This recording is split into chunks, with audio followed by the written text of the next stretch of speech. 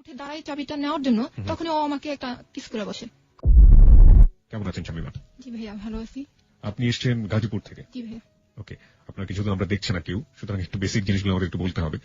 আপনার বয়স এখন কত? 23। আপনি একটু জোরে বলবেন প্লিজ, কারণ 23 বছর বয়স, তাই তো?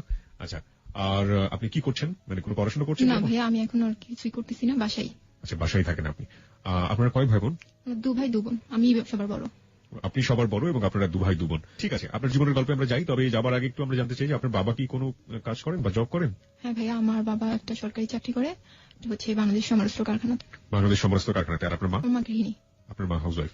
ওকে, চলুন আপনার জীবনের গল্প আমরা শুনবো এবং খুব মনোযোগ দিয়ে শুনবো আশা করছি।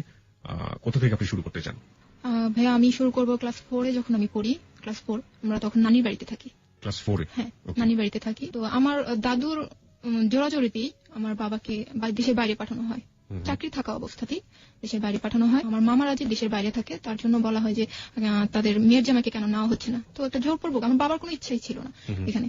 তো অনেক টাকা ধার করে তারপর যাওয়া হয় সৌদি। সেখানে 3 মাস 7 দিন থেকে চলে আসছে আপনার বাবা? হ্যাঁ, চলে আসছে, টাকা পয়সা মাইটার খেয়ে। আসার পরে যেটা হয়েছে যে চাকরিটা নিয়ে অনেক ঝামেলা সৃষ্টি হয়েছে, যে 1 মাস 7 দিন পার হয়ে গেছে। 3 মাস 7 দিন, 3 মাস 7 দিন পার হয়েছে। তার আগে আপনার বাবা চাকরি করতেন? হ্যাঁ, চাকরি করতেন। এবং ওখান থেকে ছুটি নিয়ে 3 মাসের ছুটি নিয়ে চলে গেছে। তো 7 দিন যেহেতু পার হয়ে গেছে, সরকারি চাকরি, তো লাল কালি একটা পড়ে গেছে। কেন গিয়েছিলেন মূলত বিদেশে? বিদেশে গেছে ছেলে মেয়ে 4 জন, ভাবলো যে হয়তো বা গেলে উন্নতি করতে পারবে, আর ছেলে মেয়েও ভালোভাবে থাকতে পারবে, পড়াশোনা করাবে। আচ্ছা। আম্মু অনেক টাকা পয়সা ধার করে বিদেশ পাঠালো। 3 মাস 7 দিন থেকে চলে আসলো। তারপর এসে অনেক কষ্ট করে, মানে আমার যে আব্বুর বস আছে, ওনাদেরকে ধরে টরে যে চাকরিটা আবার নিল। তো চাকরি করতেছে এর মধ্যে একদিন আমাদের পড়াশোনা নিয়ে, আমরা 2 ভাই বোন, আমার ইমিডিয়েট ছোট যেটা, ওটা আর আমরা এত বেশি টেলিভিশন দেখতাম নানুর বাড়িতে। এটা নিয়ে আন্টির সাথে আমার আব্বুর ঝগড়া লেগে আমাদের কোয়ার্টার নিয়ে ফেলে, মানে আমরা যে সরকারি কোয়ার্টার, ওই কোয়ার্টার নিয়ে ফেলে। তো 2 ভাই বোন নিয়ে আব্বু আম্মু ওখানে উঠলো। তখন আমি ক্লাস 5 এ পড়ি। হ্যাঁ, ক্লাস 5 এ। ক্লাস 7 এ যখন উঠি, তখন আমরা বাসা চেঞ্জ করি। যেহেতু ফ্যামিলিতে একটা অর্থনৈতিক সমস্যা ছিল, তার জন্য আমাদের বাসায় একটি লজিং রাখা হয় একটা ছেলেকে। ছেলেটির নাম হচ্ছে জুয়েল কাউসার, আব্দুল্লাহ কাউসার জুয়েল। আমার আম্মু বেশিরভাগ সময় বাইরে থাকতো, যেহেতু অনেক টাকা ধার হয়ে গেছে। আমি একটু পরিষ্কার করতে চাই, ছেলেটাকে লজিং নিয়ে আসলো আপনার বাবা? না, বাবা না। তাহলে? আমার একটা ভাইয়া ছিল, দূর সম্পর্কে এক ভাইয়ার সাথে পড়তো, আই মিন ফ্রেন্ড। ওই ভাইয়ার মাধ্যমে আসা। তো আম্মু আর কিছু বলেনি যে উঠাও বা উঠো। হঠাৎ একদিন বগুড়া থেকে বেডিং পত্র নিয়ে আমাদের বাসায়। বগুড়া থেকে? হ্যাঁ, বগুড়া থেকে। তো আমরা একটু অবাক, আম্মু একটু অবাক, কি ব্যাপার। আমরা 3 ভাই বোন আর আব্বু আম্মু এক রুমে, আর একটা রুম ভাড়া দেওয়া হলো, মানে সরকারি কোয়ার্টারের মধ্যে। হ্যাঁ, সরকারি কোয়ার্টারের মধ্যে। এটা কিন্তু কোনোভাবেই নিয়ম ছিল না। ও যখন ইন্টার ফার্স্ট ইয়ার ভর্তি, তখন আমি ক্লাস 7 এ। আমাদের সাথে এমন ভাবে মিশছে, মানে আমার আম্মু নিজের ছেলের চেয়েও বেশি এরকম ভাবে মিশছে আমাদের সাথে। মিশতে হঠাৎ করে একদিন বললো যে আমি আপনাদের সাথে ঈদ করবো। তো আমার আম্মু বললো যে ঈদ করবা তোমার বাবা মা রেখে, এটা কেমন দেখায়, তুমি এখানে ঈদ করবা? বলো না, আব্বু আম্মু কিছু বলবে না, এখানে ঈদ করবো। আমাদের সাথে ঈদ করলো। তো ঈদ করলো আমাদের সাথে, সারাদিন বাসায় ছিল না, কিন্তু আর কি রাতটা আমাদের এখানেই ছিল। এইভাবে কাটতে কাটতে যখন আমি ক্লাস 8 এ বার্ষিক পরীক্ষা দিব, এমনকি রান্নাঘরে গিয়েও সে ভাত নিয়ে খাইতেছে, এরকম। তারপর যখন ক্লাস 8 এ আমি বার্ষিক পরীক্ষা দিলাম, তখন হঠাৎ একদিন ও ভিতর রুমে, মানে ও তো থাকে বাইরের রুমে, আমি ভিতর রুমে ঘর মুছতেছিলাম। ও হঠাৎ ওর রুমটা তালা দিয়ে চাবিটা দেওয়ার জন্য আমার রুমে আসে। তো ও, মানে আমি যখন উঠে দাঁড়াই চাবিটা নেওয়ার জন্য, তখন ও আমাকে একটা কিস করে বসে কপালে। আচমকা। মানে আমি তখন, মানে কি, আমি কিছুই বুঝি নাই কি হইলো। ভাইয়া, তখন তো ভাইয়া বলতাম, যে ভাইয়া এটা কি করলো, উনি আমাকে কিস করলো কেন, এরকম একটা মনোভাব। তো চলে গেল। সারাদিন আমার বাসায় ফিরে নেই। সন্ধ্যার পর যখন বাসায় ফিরতে, তখন আমি জিজ্ঞেস করলাম যে ভাইয়া, আপনি এরকম একটা কাজ আমার সাথে করলেন, এরকম প্রশ্ন করলাম। তো উনি উত্তর দিল যে আমার ছোট বোনটা তো আমার কাছে নাই, তাই আমার অনেক খারাপ লাগছে এর জন্য। আমি ওনা কিরকম জানি, আমিও ভাবলাম হয়তোবা ছোট বোন ভেবেই। তারপর যাক, এটা তো চলে গেছে, আমি ভুলে গেছি। যে এরকম সাধারণত যেটা হয় যে এরকম, মানে এই বয়সটাতে খুবই ম্যাচিউর একটা বয়স, এবং এই বয়সে যদি মেয়েদের ক্ষেত্রে হোক বা ছেলেদের ক্ষেত্রে যেটাই হোক না কেন, এরকম ঘটনা ঘটলে সাধারণত ফ্যামিলি মেম্বারদের সাথে তারা ব্যাপারটা শেয়ার করে। তো আপনি কি শেয়ার করে? আমার যেটা মনে হয়, মানে বিশেষ করে ছোট বোনের সাথে হোক বা মার কাছে গিয়ে যাই হোক, আপনি কি কারোর সাথে শেয়ার করেছিলেন? না, আমি কারোর সাথে শেয়ার করি। আমার ছোট বোনটা আমার 8 বছরের ছোট, অনেক ছোট। তো ওর সাথে তো শেয়ার করার কোনো আসে না। আর আম্মু বেশিরভাগ সময় যেহেতু বাইরে থাকতো, আম্মুর সাথে অতটা বেশি ক্লোজ ছিলাম না যে সবকিছু খুলে বলবো। আর আমাকে দেখা যেত বাসা থেকে খুব বেশি বাইরে যেতে দিত না। আপনার আম্মু কোথায়, মানে যেহেতু তুমি হাউস ওয়াইফ ছিলেন, কোথায় থাকতেন? আম্মু যে ওই যে কি বলে এটাকে, সমিতি যেটাকে বলে, এটার সাথে জড়াই গেছিল অনেক বেশি। সমিতি করতেন? হ্যাঁ, সমিতি করতেন। এই বেশিরভাগ সময় বাহিরে বাহিরে থাকতেন। তো এই খুব বেশি সময় পাইনি তার সাথে যে কথাগুলো খুলে বলবো। আর যেহেতু আমি বাহিরেও আমাকে খুব কম যাওয়া হতো, যে বাহিরে যাইতাম না, দোতলা বাসা ছিল তো বাহিরে খুব বেশি যাওয়া হতো না, তাই কারোর সাথে বলাও হতো না যে বান্ধবী বা বন্ধু কেউ আছে যে আমি শেয়ার করবো, এরকম কেউ ছিল না। খুব কম মিশছি মানুষের সাথে আমি। আচ্ছা, তো তারপরে ছেলেটা আসলো, আপনি তাকে বললেন? ওকে বললাম, তো ও বললো যে ওর ছোট বোন কাছে নাই তো অনেকদিন যাবত দেখে না, তাই আমি বললাম আচ্ছা ওকে, হয়তো বা এরকম আমি ওকে বোন ভেবেই হয়তো বা এই জিনিসটা করছে, আচ্ছা ঠিক আছে ওকে। কিন্তু এক পর্যায়ে দেখা গেল যে আমি ওর রুমে খাবার নিয়ে যাচ্ছি, ও আমাকে জড়ায় ধরতেছে, আমি ছাড়া নিতে চাইতেছি কিন্তু আমাকে ধরেই আছে, ছাড়তে চাইতেছে, আমাকে জড়াজড়ি করতেছে। এমন এক পর্যায়ে চলে গেছে যে আমার সাথে ওর সাথে আমার একটা শারীরিক সম্পর্ক হয়ে গেছে প্রথম অবস্থা। যে দাঁড়ান, আমি একটু জানতে চাই যে আপনি ক্লাস 8 এ পড়েন এবং আপনি বলছেন যে শারীরিক সম্পর্ক একটা পর্যায়ে হয়ে গিয়েছে, এটা কি হঠাৎ করেই হয়ে যাওয়া, আচমকাই হয়ে যাওয়া? একদমই হঠাৎ। দেখা গেল যে আমি একটা কলম আনতে, ভাইয়া একটা কলম দেন তো, ও আমাকে ধরে বসছে, বা ভাইয়া এই প্লেটটা নিয়ে যাই, বা আমাকে একটা পেজ দেন, এরকম হঠাৎ করে, একদমই হঠাৎ। হয় না যে আপনি তো একটু হলেও একটা ঘটনা ঘটে যাচ্ছে, আপনি তার অ্যাটিটিউড দেখে বা তার আচরণ দেখে? কোনো রকম কিছুই না, কোনো রকম। আমি এটা বুঝতে পারতাম যে সে আমার কাছে আসতে চাইতেছে বা কিছু করতে চাইতেছে, এটা আমি কিছুই বুঝিনি, হঠাৎই এরকম জড়ায় ধরে এরকম হয়ে গেল। এবং আমি অনেক জোর করলাম যে আমাকে ছাড়েন, কি করতেছেন, এগুলো কি করতেছেন, ছাড়েন আমাকে। এতটাই জোর, একটা ছেলের সাথে একটা মেয়ে কিভাবে এটা পায়রা উঠায় জানা নাই। আমি একদমই অবাক। সাধারণত যেটা হয় যে ওই রকম হলে তো মেয়েটা তো অনেক ছোট, স্বাভাবিকভাবে চিৎকার চেঁচামেচি করার একটা ব্যাপার ছিল, শাউট করার একটা ব্যাপার ছিল, আপনি সেটা করেননি? না, আমি এটা করিনি। কেন করেননি? ভয় ছিল যে আব্বু আম্মু এটা যদি আয়সা একটা ঝামেলার সৃষ্টি হয় যে এই মেয়ে খারাপ, যে আশেপাশে মানুষ এরকম, আমাদের এলাকাটা ছিল এরকম যে ছেলে কি করলো সেটা না, মেয়েটার উপরে কিন্তু জিনিসটা চাপাই দেওয়া হয় যে মেয়েটা হয়তো বা এই কাজটা করতেছে। তাই আমি চিল্লাচিল্লি, আর এমন হয়তো যে চিল্লাচিল্লি করলে লোকজন আইসা ওরা কিছু বলতো না, বলতো যে এই মেয়েটা এর ঘরে এই ছেলেকে রাখা হয়েছে, এই মেয়েটা নিশ্চয়ই এই কাজটা করছে, বা এই মেয়েটাই খারাপ, এরকম হয়তো। ঘটনাটা আমি যত বুঝতে পারছি আপনার কাছ থেকে শুনে যে এটা একটা ইভেন্চুয়ালি হঠাৎ করে হয়ে যাওয়া, কোনো ইকুয়েশন নাই, কোনো কিছু নাই। আমি একদমই বুঝতে পারিনি, একদমই না যে ও আমার সাথে এরকম করবে, আমি কখনোই চিন্তা করিনি। আপনি তখন ক্লাস 8 এ পড়েন, আর তখন কোথায় পড়ছে? তখন ইন্টার কি ফার্স্ট ইয়ার আর সেকেন্ড ইয়ার? হ্যাঁ, সেকেন্ড ইয়ার। সেকেন্ড ইয়ারে পড়ছে, ইন্টার সেকেন্ড ইয়ারে পড়ছে জুয়েল, এবং শামিমা তখন ক্লাস 8 এ। ওকে, তারপর কি হলো?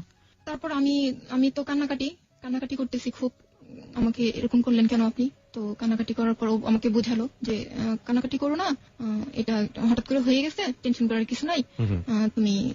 আমি তো একা একা খুব কান্নাকাটি করি, চিন্তা করি যে আমার সাথে কি হইলো। তারপর একের পর এক যখনই ও দেখতেছে যে আমার ফ্যামিলির কেউ নাই বা আমি একা, তখনই আমাকে ধরার চেষ্টা করছে, তখনই আমার সাথে একটা সম্পর্ক তৈরি করে জোর করে। আমি ভিতর রুমে ঘুমাই আছি, ও আস্তে করে, আমার ছোট দুইটা ভাই বোন পাশে শোয়া, ও আস্তে করে যায় আমার পাটাই না ধৈরাটাই না বাইরে নিয়ে আসে, নিয়ে এসে আমাকে জোর করে। টু বি অনেস্ট, আপনি নিজেও কি সাড়া দিতেন? অস্বীকার করার কোনো উপায় না। আমি প্রথমবার যখন এরকম হয়েছে জোর, তারপর আমি আর জোর করিনি। তারপরে আপনি আর জোর করেননি? তারপর আমি চিন্তা করছি যে এই ছেলেটা আমার সাথে এরকম করতেছে, আমি ওকে প্রশ্ন করছি, দেখেন আপনি, তখন তো আমি ওকে আপনি করে বলি যে আপনি আমার সাথে এরকম করতেছেন, আমার কি হবে, আপনি এগুলো করতেছেন কেন? আমাকে তো আপনি আমার সবকিছুই তো আপনি নিয়ে নিতেছেন, কি করতেছেন আপনি এগুলো? তখন আমাকে বললো যে তুমি চিন্তা করো না, ইন্টার পাসটা করি, তারপর আমরা সম্পর্কটা আগাই নিব, আমরা বিয়ে করবো, বা এরকম একটা আশ্বাস আমাকে দিল। হ্যাঁ, তখন আমি কোনো বাধাই ওকে দেইনি যে হ্যাঁ, ও তো ইন্টার পাস করার পর আমাকে বিয়ে করবে। আপনি কি বুঝতেন তখন যে সম্পর্ক জিনিসটা কি, বা একটা ছেলের প্রতি ভালো লাগাটা? না, আমার তো ওকে ভালো লাগেই নাই। কতদিন পর্যন্ত আপনাদের এই সম্পর্কটা ছিল? এই যে ক্লাস 8 এটা শুরু হলো, কিন্তু কতদিন পর্যন্ত ছিল এই সম্পর্কটা? ক্লাস 9 পর্যন্ত। 1 বছর আপনারা এই জিনিসটা কন্টিনিউ করেছেন? ওকে, আমাকে বলুন, একটু বিস্তারিত বলুন, আমরা জানতে চাই। আমাদের 1 বছর কন্টিনিউ এইভাবে, ওর ইন্টার পাস হওয়ার আগ পর্যন্ত ও এইভাবে কন্টিনিউ করলো আমার সাথে সম্পর্কটা। ও যাওয়ার আগে আমাকে বলে গেল যে আমি ঢাকায় থাকবো, আমি তোমার সাথে কন্ট্যাক্ট করবো, আসা যাওয়া করবো, তুমি কোনো টেনশন করো না, কারোর কথা কিছু শুনো না, আমি তোমার সাথে কন্ট্যাক্ট করবো, আর আমি তোমাকে বিয়ে করে নিয়ে যাবো।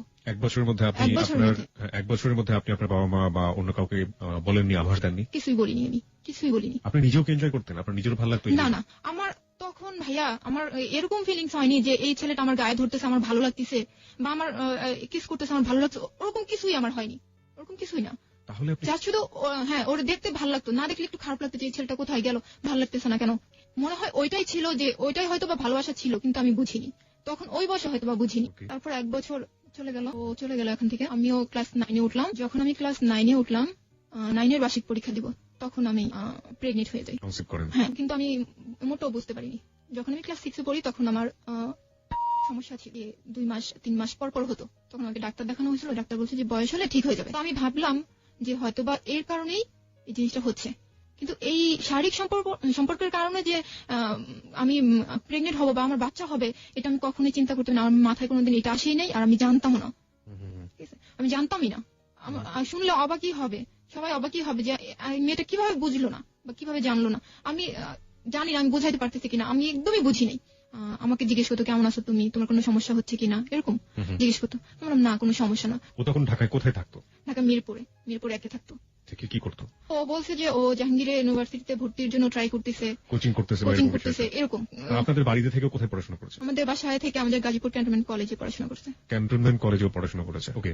তো তারপর সারাদিন আমার সাথে কাটাইছে। বা এরকম হয়তো যে আমাদের এখানে কোনো অনুষ্ঠান হলে বা মেলা হলে আমি ওকে বলতাম যে আমাদের এখানে না একটা অনুষ্ঠান হতেছে, আসবা? বলতো আচ্ছা ঠিক আছে আসবো, কিন্তু একটু দেরি হবে। আচ্ছা ঠিক আছে, ওকে, দেরি হলে সমস্যা নাই। শুধুমাত্র শারীরিক সম্পর্ক ছাড়া আপনি তো এখন অনেক অনেক ম্যাচিউর হয়েছেন, বয়স হয়েছে। প্রেম ভালোবাসা করলে শারীরিক সম্পর্কের বাইরে যে ধরনের এক ধরনের সম্পর্ক থাকে, ওই সম্পর্ক কি কখনোই আপনাদের মধ্যে ছিল ওই সময়টাতে, বিশেষ করে যে সময়ের কথা আপনি বলছেন? না, ওরকম কিছুই ছিল না। মানে এরকম ফিল করতাম যে ছেলেটাকে না দেখলে ভালো লাগতেছে না, বা কথা বললে হয়তো বা ভালো লাগবে, রাতের পর রাত কথা বলা। না, ওরকম কিছুই না। জাস্ট 4 দিন পর 5 দিন পর আমি দোকানে গিয়ে একটা ফোন দিতাম যে আপনি আসবেন কি, বা আপনি কেমন আছেন, কি করতেছেন, এখন কোথায় পড়তেছেন, এরকম জিজ্ঞেস করতাম। কিন্তু ও ভালো লাগাটা যে এটাই কিনা আমি জানতাম না। না, আপনি ও কখনো আপনাকে কখনো বলেনি যে ও অনেক বেশি ভালোবাসে আপনাকে, বা আপনি ওকে অনেক ভালোবাসেন, এরকম? না, এরকম কিছুই বলি নেই। বা কমিটমেন্টের যে জায়গাটা, ওটাও কখনো ছিল না? পরিষ্কার করার জন্য আমি শ্রোতাদেরকে একটু বলছি, সেটা হচ্ছে যে এটা এমন একটা সম্পর্ক যেটা আসলে বুঝে ওঠার আগেই সবকিছু হয়ে যাবে, এরকম একটা ব্যাপার। এবং এখানে আসলে লাভ বলতে যেটা বোঝায়, ভালোবাসা বলতে যেটা বোঝায়, সেটার বিন্দু মাত্র ছিটেফোঁটা নেই আমার কাছে যেটা মনে হচ্ছে। তবে দুজনকে যে কোনো ভাবেই হোক একটা সম্পর্কের মধ্য দিয়ে ফিল করতো। আচ্ছা, আপনি যখন ক্লাস 9-এ, তখন ও চলে গেল হচ্ছে কোচিং করার জন্য, ইউনিভার্সিটিতে ভর্তি হবে, সেই সময় কোচিং করতো। তো আপনি বলছেন 4 দিন পর 5 দিন পরে ফোন দিয়ে আপনি তাকে আসার কথা বলতেন, আসলে কোথায় থাকতো? আমাদের বাসায় বলতে যে 1-2 ঘন্টা আমার সাথে কথা বলতো, গল্প করতো। বা ওর একটা ফ্রেন্ড ছিল আমাদের বাসা থেকে একটু দূরে হবে, ওই ফ্রেন্ডের সাথে ওদের বাসায় খাওয়া দাওয়া করতো। আমার সাথে 1 ঘন্টার জন্য আসতো, দেখা করতো, কথা বলতো, আবার চলে যেত বন্ধুর বাসায়। আবার কিছুক্ষণ পরে দেখা যেত যে কয়েক ঘন্টা পরে আবার আসতো, আবার এসে আবার একটু থাকতো, কথা বলতো, আবার চলে যেত, এই অবস্থা। এবং ওই সময়টাতে কি আপনাদের মধ্যে কোনো শারীরিক সম্পর্ক হয়েছে? না, ওরকম হয়নি। কেন হয়নি? মানে সুযোগ ছিল না নাকি? সুযোগ ছিল না। হ্যাঁ, সুযোগ ছিল বলতে কি, তখন আমার আম্মু কিন্তু অনেকটা ক্লোজ হয়ে গেছে, বাসার দিকে মানে আসে পড়ছে। তখন আসলে ওরকম কোনো সুযোগই হয়নি, ও গায়ে হাত দিবে বা কিছু করবে, ওরকম কোনো সুযোগ হয়নি। মানে আপনার আম্মু আপনার বাসায় বেশি সময় দিত এবং সে কারণে ওই সময়টা তার কোনো সুযোগ হয়নি। তার মানে একটা জিনিস আমরা আবিষ্কার করতে পারলাম যে বাবা মা যদি পরিবারে বেশি সময় দেন, তাহলে হয়তো বা এই ধরনের ঘটনা এড়ানো সম্ভব। ওকে, আমি একটু আরো পরিষ্কার করতে চাই। আপনি একটু আগে বলছিলেন আপনার প্রেগন্যান্সির কথা, আপনি যখন প্রেগন্যান্ট হয়ে যান ক্লাস 9-এ, তার মানে আপনার সম্পর্ক শুরু হচ্ছে ক্লাস 8 বা 1 বছর টানা কন্টিনিউ করার পর ক্লাস 9-এ এসে আপনি প্রেগন্যান্ট হয়ে গেলেন। সাধারণত এত বড় সময়ের সম্পর্ক, ও তো অনেক ম্যাচিউর ছিল, ও ইন্টারমিডিয়েটে পড়তো এবং ও তো অনেক ম্যাচিউর ছিল, আপনি না হয় কিছুই বুঝতেন না, ক্লাস 8-এ পড়েন। ও তো চাইলে এই ধরনের সমস্যা এড়াতে পারতো। কিন্তু ও আমাকে একটা জিনিস বলতো যে তোমার কোনো সমস্যা আছে, তোমার কোনো প্রবলেম আছে। আমি বলতাম না, কোনো প্রবলেম তো নাই আমার, কোনো প্রবলেম নাই, এরকম বলতাম। কিন্তু ও যে কি মিন করে বলতেছে এটা কিন্তু আমি জানতাম না। ও আমার জিজ্ঞেস করতো তোমার কোনো সমস্যা আছে, না আমার তো কোনো সমস্যা নাই, এরকম। যাই আমরা ক্লাস 9-এর দিকে যাই, আপনি যখন প্রেগন্যান্ট হয়ে গেলেন সেই গল্পটা একটু জানতে চাই। আচ্ছা, ক্লাস 9-এ আমি আমার ভেতরে একজন হইতেছে, বা আমার ভেতরে কেউ একজন হইতেছে, আমি বিন্দু পরিমাণ বুঝিনি। আমার শারীরিক পরিবর্তন হইতেছে, আমি একটু বুঝিনি। আমি দিব্যি স্কুলে যাইতেছি, খাইতেছি, খাওয়াটা অনেক বেশি খাইতেছি, এমন দেখা যাইতেছে যে একটা জিনিস অনেক বেশি খাইতেছি যেটা আমি খাই না। এরকম আমার অনেক পরিবর্তন হইতেছে, আমি কিছুই বুঝতেছি না যে আমি লেবুটা এত বেশি খাইতেছি কেন, আমি কেন করতেছে, বা আমার যে হইতেছে না, সেটাই আমি ভাবতেছি যে আমার হয়তো ওই রোগটা ছিল, অসুখটা ছিল, এর জন্য হয়তো বা হইতেছে না। আমি মনে মনে রাখতেছি, আমি কাউকে বলিনি। আমার ক্লোজ একটা বান্ধবী ছিল, ওকেও আমি কখনো এই কথাটা বলিনি, কারণ আমি বুঝতেছি কি যে হয়তো বা এর জন্যই, এই অসুখটার জন্যই হয়তো বা 2003-এর জুলাই মাসে 15 তারিখে সবার কাছে জানাজানি হয়ে গেল যে আমি প্রেগনেন্ট। কিভাবে হলো? গাছে উঠতে পারতাম, অনেক গাছে উঠতে পারতাম আমি। তো পেয়ারা খাওয়ার জন্য গাছে উঠছিলাম। গাছে ওঠার পর আমার একটা পাশের এক আন্টি আমাকে দেখছে যে আমার শরীরটা অনেক মোটা হয়েছে, বা আমার পেটটা অনেক উঁচা লাগতেছে, এরকম। তো আন্টিটা আবার আমার আম্মুকে মাঠে হাঁটতে গেছে। তো আন্টিটা বলতেছে আমার আম্মুরে যে ভাবি, আপনার মেয়ের কোনো পরিবর্তন খেয়াল করছেন আপনি? তো আমার আম্মু বলছে না তো, আমি তো কিছু খেয়াল করিনি, কি সমস্যা বলেন কি। আপনি ওকে জিজ্ঞেস করেন যে ওর ঠিক মতো হচ্ছে কিনা। আমার আম্মু বাসায় আসছে, বাসায় এসে আমাকে জিজ্ঞেস করছে যে তোমার কি ঠিক মতো হইতেছে। তখনও বলতেছে হ্যাঁ আম্মু হইতেছে। তখন বলছে না, তোমার হইতেছে না, তুমি আমার কাছে সব খুলে বলো। তখন আমি বলি না, তখন আম্মু বাধ্য হয়ে আমার সেই ক্লোজ বান্ধবীকে খবর দিছে যে তুমি এখনই আমার বাসায় আসো। তো আমার বান্ধবীটা আসে, আমার বান্ধবী আমাকে দরজাটা আটকে আমাকে জিজ্ঞেস করে যে তোমাকে সব খুলে বল, কি হয়েছে তোর সাথে কি হয়েছে। তারপর আমার বান্ধবী এত জোর করতেছে, তারপর আমি বলি না যে আমার সাথে এই হয়েছে। তারপর যখন ও আমার খুব এত হয়ে ইমোশনাল হয়ে আমাকে বলছে যে দেখ শানু, তোর অনেক প্রবলেম হবে, তুই আমাকে সব খুলে বল। আমি আর রাখতেই পারি না নিজের ভেতরে, জোরে ওকে জড়ায় ধরে বলে ফেলছি, হ্যাঁ মৌসুমী আমার সাথে এই হয়েছে, আমাকে এই হয়েছে। তখন ও জিজ্ঞেস করতে কোন ছেলে বল, কোথাকার ছেলে। তখন আমি ওর নামটা বললাম। ও পুরো আমাকে। তখন আপনার কয় মাস চলছিল এটা? তখন আমার 5 মাস শেষ। 5 মাস শেষ? 5 মাস পর্যন্ত আপনি নিজের মধ্যে এটা গোপন করে রাখছি। আচ্ছা, তারপর যখন এটা আমি কখন বুঝতে পারছি যে আমার ভেতরে একজন হইতেছে, যখন আমার জিনিসটা আমার ভেতর নড়তেছে, যে কেউ আমাকে লাথি দিতেছে বা আমার এক সাইডে উঁচা হইতেছে, এক সাইডে নিচা হইতেছে, যখন আমি বুঝতে পারতেছি যে আমার ভেতরে কিছু একটা হয়েছে, আমি তখন জুয়েলকে ফোন দিই যে আপনি কি একটু আসতে পারবেন, আপনার সাথে আমার ইম্পর্টেন্ট কথা আছে। 5 মাস পর? হ্যাঁ। তখন ও আমাকে বললো যে আমার 18 তারিখ পরীক্ষাটা দেই, তারপর আসি। আমি বললাম আচ্ছা ঠিক আছে, 18 তারিখ আসলেই সামনাসামনি বলবো যে আমার তো এই প্রবলেম, আমি কি করবো। এর আগে 15 তারিখে তো এই ঘটনা সবাই জেনে গেল। আমার বান্ধবী আমার আম্মুকে ডেকে বললো যে আন্টি এই অবস্থা। আমার আম্মু তো তখনই শেষ। আমার আম্মু তখন কি বেঁচে আছে না কি কিছু বুঝতে না, এমন কান্না করতেছে আর কি করবে, আমাকে বকাও দিতে পারতেছে না, পুরো পাগলের মতো হয়ে গেছে। তখন আমাদের দোতলায় একটা আন্টি ছিল, আন্টিটা ছিল আবার অ্যাডভোকেট। তো ওই আন্টিকে ডাকার পর বলে যে আমার সাথে একটু চলো, মার্কেটে চলো, ফোন দিতে হবে এক জায়গায়, আমাকে সহই, আমি সাথে ছিলাম, আমাকে সহই মার্কেটে নিয়ে যেয়ে ফোন করলো ওর কাছে, জুয়েলের কাছে ফোন করলো যে আমাকে আম্মু আর আন্টি যা যা শিখাই দিছে আমি তাই ওকে বললাম যে তুমি কি আসবা, তুমি কালকের মধ্যে আসো, তুমি কালকের মধ্যে আসবা। আম্মু শিখাই দিল যে বলো যে আমি প্রেগনেন্ট, তুমি কি আমাকে বিয়ে করবা কি করবা না, যদি বিয়ে করো তাহলে কালকে আসো। আপনার আম্মু আপনাকে এই কথা বললো ওই ছেলেকে বলার জন্য যে তুমি আসো। তারপরে যখন ও আমার কথায় সাই দিতেছে না, তখন আমার ওই আন্টিটা ফোন নিয়ে বললো যে দেখো জুয়েল, ও তো নাছরবান্ধা, ও বললেন আমার পরীক্ষা আমি আসতেই পারবো না, পরীক্ষা আমি আসতে পারবো না।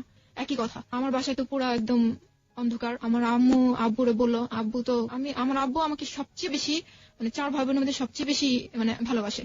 সে জায়নামাজ থেকে এক বিন্দুর জন্য উঠে নেই, শুধু আল্লাহর কাছে একটা দোয়া করছে আমার মেয়ের কোনো সর্বনাশ, কোনো ক্ষতি যেন না হয়, এই ছেলে যেন আশা পড়ে, এরকম একটা। ওখান থেকে উঠিনি, জায়নামাজ থেকে উঠিনি আমার আব্বু।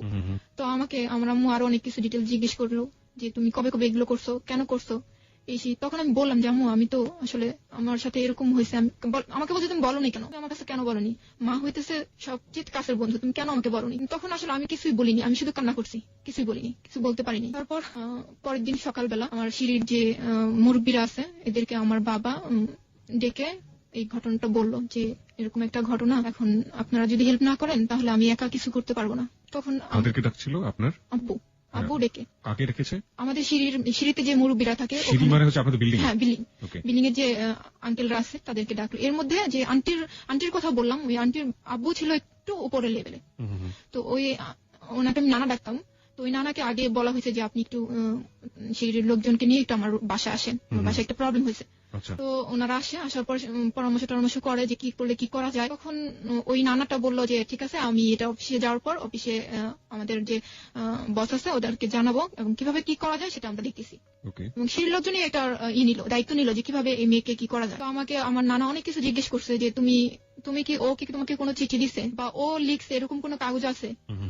তো আমি বললাম হ্যাঁ আছে, আমার কাছে এরকম কাগজ আছে। তো আমাকে দেখাইতে বললো। পর আমি সব দেখাইছি যে এই ডায়েরিতে এত ডেট গুলা লেখা আছে যে ও কোনদিন আসছে আমার এখানে। তারপর আমাকে একটা চিঠি লিখছে, এগুলা দেখালাম। চিঠি লিখতো আপনার কাছে? হ্যাঁ চিঠি লিখতো আমার কাছে। কেন, কি ধরনের কি ভাষা থাকতো চিঠিতে? চিঠিতে ভাষা ছিল এরকম যে পড়াশোনা করো, ভালোভাবে পড়াশোনা করো, টেনশন করো না, নিজের যত্ন নাও। আর ছিল এরকম যে আই লাভ ইউ, এই এতটুকুই, এগুলাই ভালোবাসার কথাগুলা লেখা ছিল এরকম।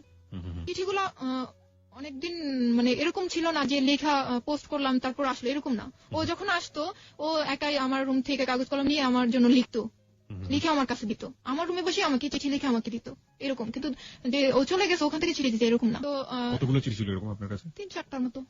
তো নানারা সবাই পরের দিন করলো, অফিসে গেল এবং আমাদের যে ছিল কমান্ডেন্ট ছিল ওখানে জানালো যে আমাদের অর্ডিন্যান্সের এক চাকরিজীবীর মেয়ের সাথে এরকম একটা ঘটনা ঘটছে। তো ওনারা সিদ্ধান্ত নিল যে এখন কি করা যায়। ছেলে কোথায়? ছেলে তো বগুড়ায়।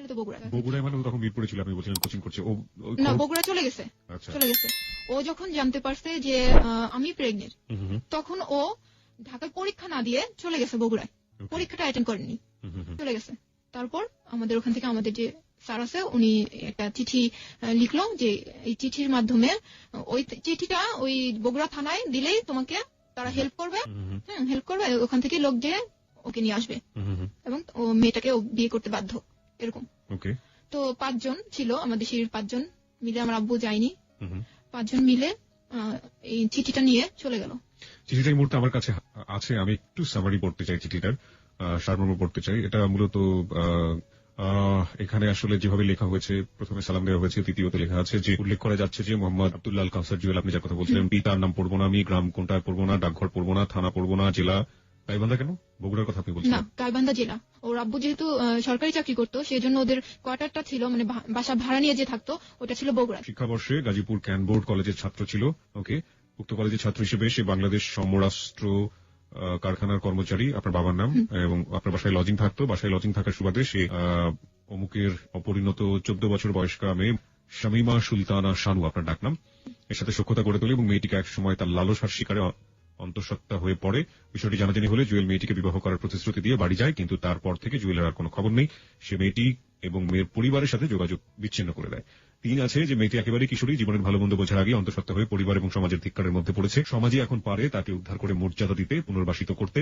সমাজের দায়িত্ব অন্তঃসত্ত্বা মেয়েটির অনাগত শিশুর পিতৃ পরিচয় প্রতিষ্ঠিত করা। 3 নম্বর পয়েন্ট আমি আরেকবার পড়তে চাই। মেয়েটি একেবারেই কিশোরী, জীবনের ভালো মন্দ বোঝার আগে অন্তঃসত্ত্বা হয়ে পরিবার এবং সমাজের ধিক্কারের মধ্যে পড়েছে। সমাজে এখন পারে তাকে উদ্ধার করে মর্যাদা দিতে, পুনর্বাসিত করতে। সমাজের দায়িত্ব অন্তঃসত্ত্বা মেয়েটির অনাগত শিশুর পিতৃ পরিচয় প্রতিষ্ঠা করা। এই পয়েন্ট আমি 2 বার পড়েছি, তার পেছনে যথেষ্ট কারণ আছে, সেটা আমি একবার অনুষ্ঠানের শেষে বলতে চাই। 4, পত্রবাহক বাংলাদেশ সমরাস্ত্র কারখানার কর্মচারী, তার অনাগত শিশুর পিতৃ পরিচয় প্রতিষ্ঠা করার মান সেই আপনাদের সাহায্যে সহায়তা প্রার্থী। আপনারা অবশ্যই আপনাদের সুনাম এবং মর্যাদার প্রভাব খাটিয়ে বিষয়টি ধর্মীয় সমাধানে ব্রতী হবেন। আর পরে যিনি পাঠিয়েছিলেন বা প্রাতিষ্ঠানিকভাবে তার কাগজে সিল সাপোর্ট এবং সাইন।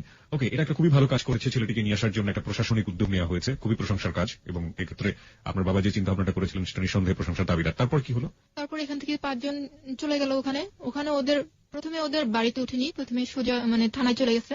থানা থেকে এই চিঠিটা দেখানোর পরে ওনারা থানা থেকে লোক পাঠায় যে ওনাদের সাথে যাওয়ার জন্য ওদের বাড়িতে। তো পুলিশ সাথে চলে গেল ওদের বাড়িতে যাওয়ার পর প্রথমেও ছিল না, ওর বাবাকে বলল যে আপনার ছেলে, এই চিঠিটা দেখানো হলো যে আপনার ছেলেকে হাজির করেন, আপনার ছেলে এরকম একটা কর্ম করছে, এটার সমাধান দিতে হবে। যখন চাপ দেওয়া হলো তখন ওনার ছেলে বাসায় আসলো। বাসায় আসার পরে মানে কি ওই বগুড়াতে বাসায় আসলো? বগুড়াতে বাসায় আসলো। বাসায় আসার পর আমাকে একটু জানাবেন ওনার বাবা কি করতেন? ওনার বাবাও কি মানে? ওনার বাবা হচ্ছে আপনার সরকারি চাকরিজীবী, এগ্রিকালচার অফিসার, কোয়ার্টারে থাকার কথা, বাট উনি হচ্ছে বাসা ভাড়া নিয়ে থাকে। বাসা ভাড়া নিয়ে? হ্যাঁ, ভাড়া নিয়ে থাকে। ওকে। তো ওখানে ছেলে হাজির হইলো। তো ওকে ওর বাবা মা বললো যে তুমি সমাধান করে আসো, তুমি সমস্যা তৈরি করছো, সমাধান করে আসো। তো ওর আম্মু যখন এই কথা বললো যে তুমি আজকে তোমার বোন হলে তুমি কি করতে, এই প্রশ্নটা ওকে করছিল, তখন ওর মামা আর এক নানাকে নিয়ে আর ও 3 জন চলে আসছে আমাদের এই 5 জনের সাথে আমাদের গাজীপুরে। আপনাদের এখান থেকে 5 জন গিয়েছিল? হ্যাঁ, 5 জন গিয়েছিল এবং 5 জনই খুব উঁচু লেভেলের লোক গিয়েছিল। তারপর চলে আসছে তখন রাত 1টা বাজে, আসছে 1টা বাজে। তখনই আমার আগেই ফোন করে দেওয়া হয়েছে যে ওদেরকে নিয়ে আমরা আসতেছি। তো এদিকে কাজী টাজি সবই ঠিক করা ছিল, আমাদের বাসায় ওদের ওখান থেকে লোকজন আসবে সেই প্রিপারেশনও নেওয়া হয়ে গেছিল, যে থাকা খাওয়া সবই ঠিক হয়ে গেছিল। তো রাত্রে যখন আসলো, প্রথমে আমাদের রুমে উঠায়নি, দোতলা যে আন্টির কথা বললাম আমি, যে নানার কথা, ওনাদের বাসায় উঠানো হয়েছে তাদেরকে।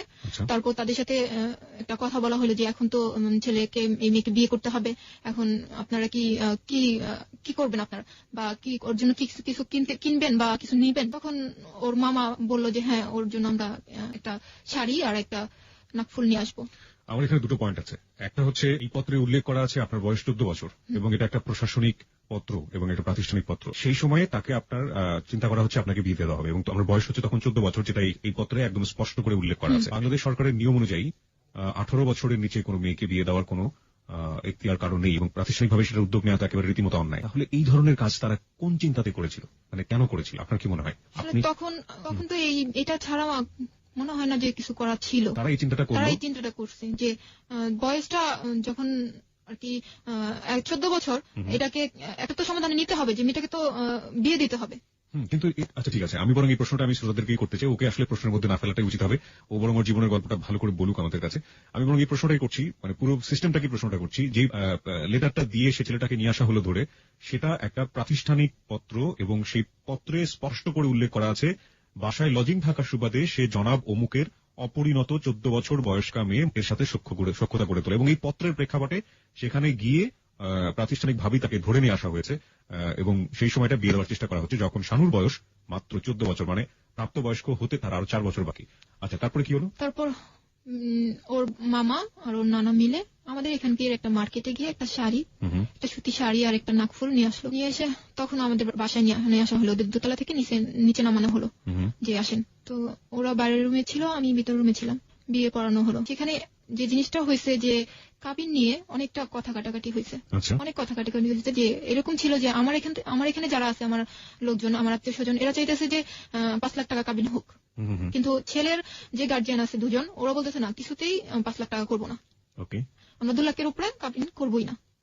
অনেকটা জোরাজুরি করার পর ওরা যেহেতু আমাদের এখানে আর আমাদের এখানে লোকজনের একটা চাপে ওরা বললো ঠিক আছে, ওকে, বাধ্য হলো করতে। ঠিক আছে 5 লাখ। তারপরে 5 লাখ টাকা কাবিন করে আমার বিয়ে পড়ানো হলো। সেই রাতেই তখন রাত 1টা বাজে। তখন আপনার বয়স 14 বছর, আপনি ক্লাস 9 এ পড়েন, রাইট? হ্যাঁ। তারপর ছেলেটা কিসে পড়তো তখন? ছেলেটা এখনো পড়েনি, ইন্টারমিডিয়েট কমপ্লিট করেছে। তার মানে ছেলেটার বয়স 18 বছর, সর্বোচ্চ 18 বছর। তার মানে সেও কিন্তু প্রাপ্তবয়স্ক হয়নি। এবং এই ব্যাপারগুলো যদি গ্রামাঞ্চলে ঘটে থাকে, আমরা যদি গ্রামাঞ্চলে দেখি এই জিনিসগুলো হয়েছে, ওরা তো ভুল করেছে, ব্যাপারে কোনো সন্দেহ নেই, ওরা দুজনই ভুল করেছে এবং সেটা ব্যাপারে আমরা কোনো মন্তব্যই করতে চাই না। হ্যাঁ, ভুল করেছে, কিন্তু সমাজ, এখানে সমাজের কথা বলা হচ্ছে, সমাজের সাথে বিশাল এক প্রতিষ্ঠান জড়িত, প্রতিষ্ঠানের কথা বলা হচ্ছে, সবকিছু মিলিয়ে যে আসলে কি হলো এটা আপনারা বিবেচনা করে নেবেন, কারণ দুজনই কিন্তু প্রাপ্তবয়স্ক নয়।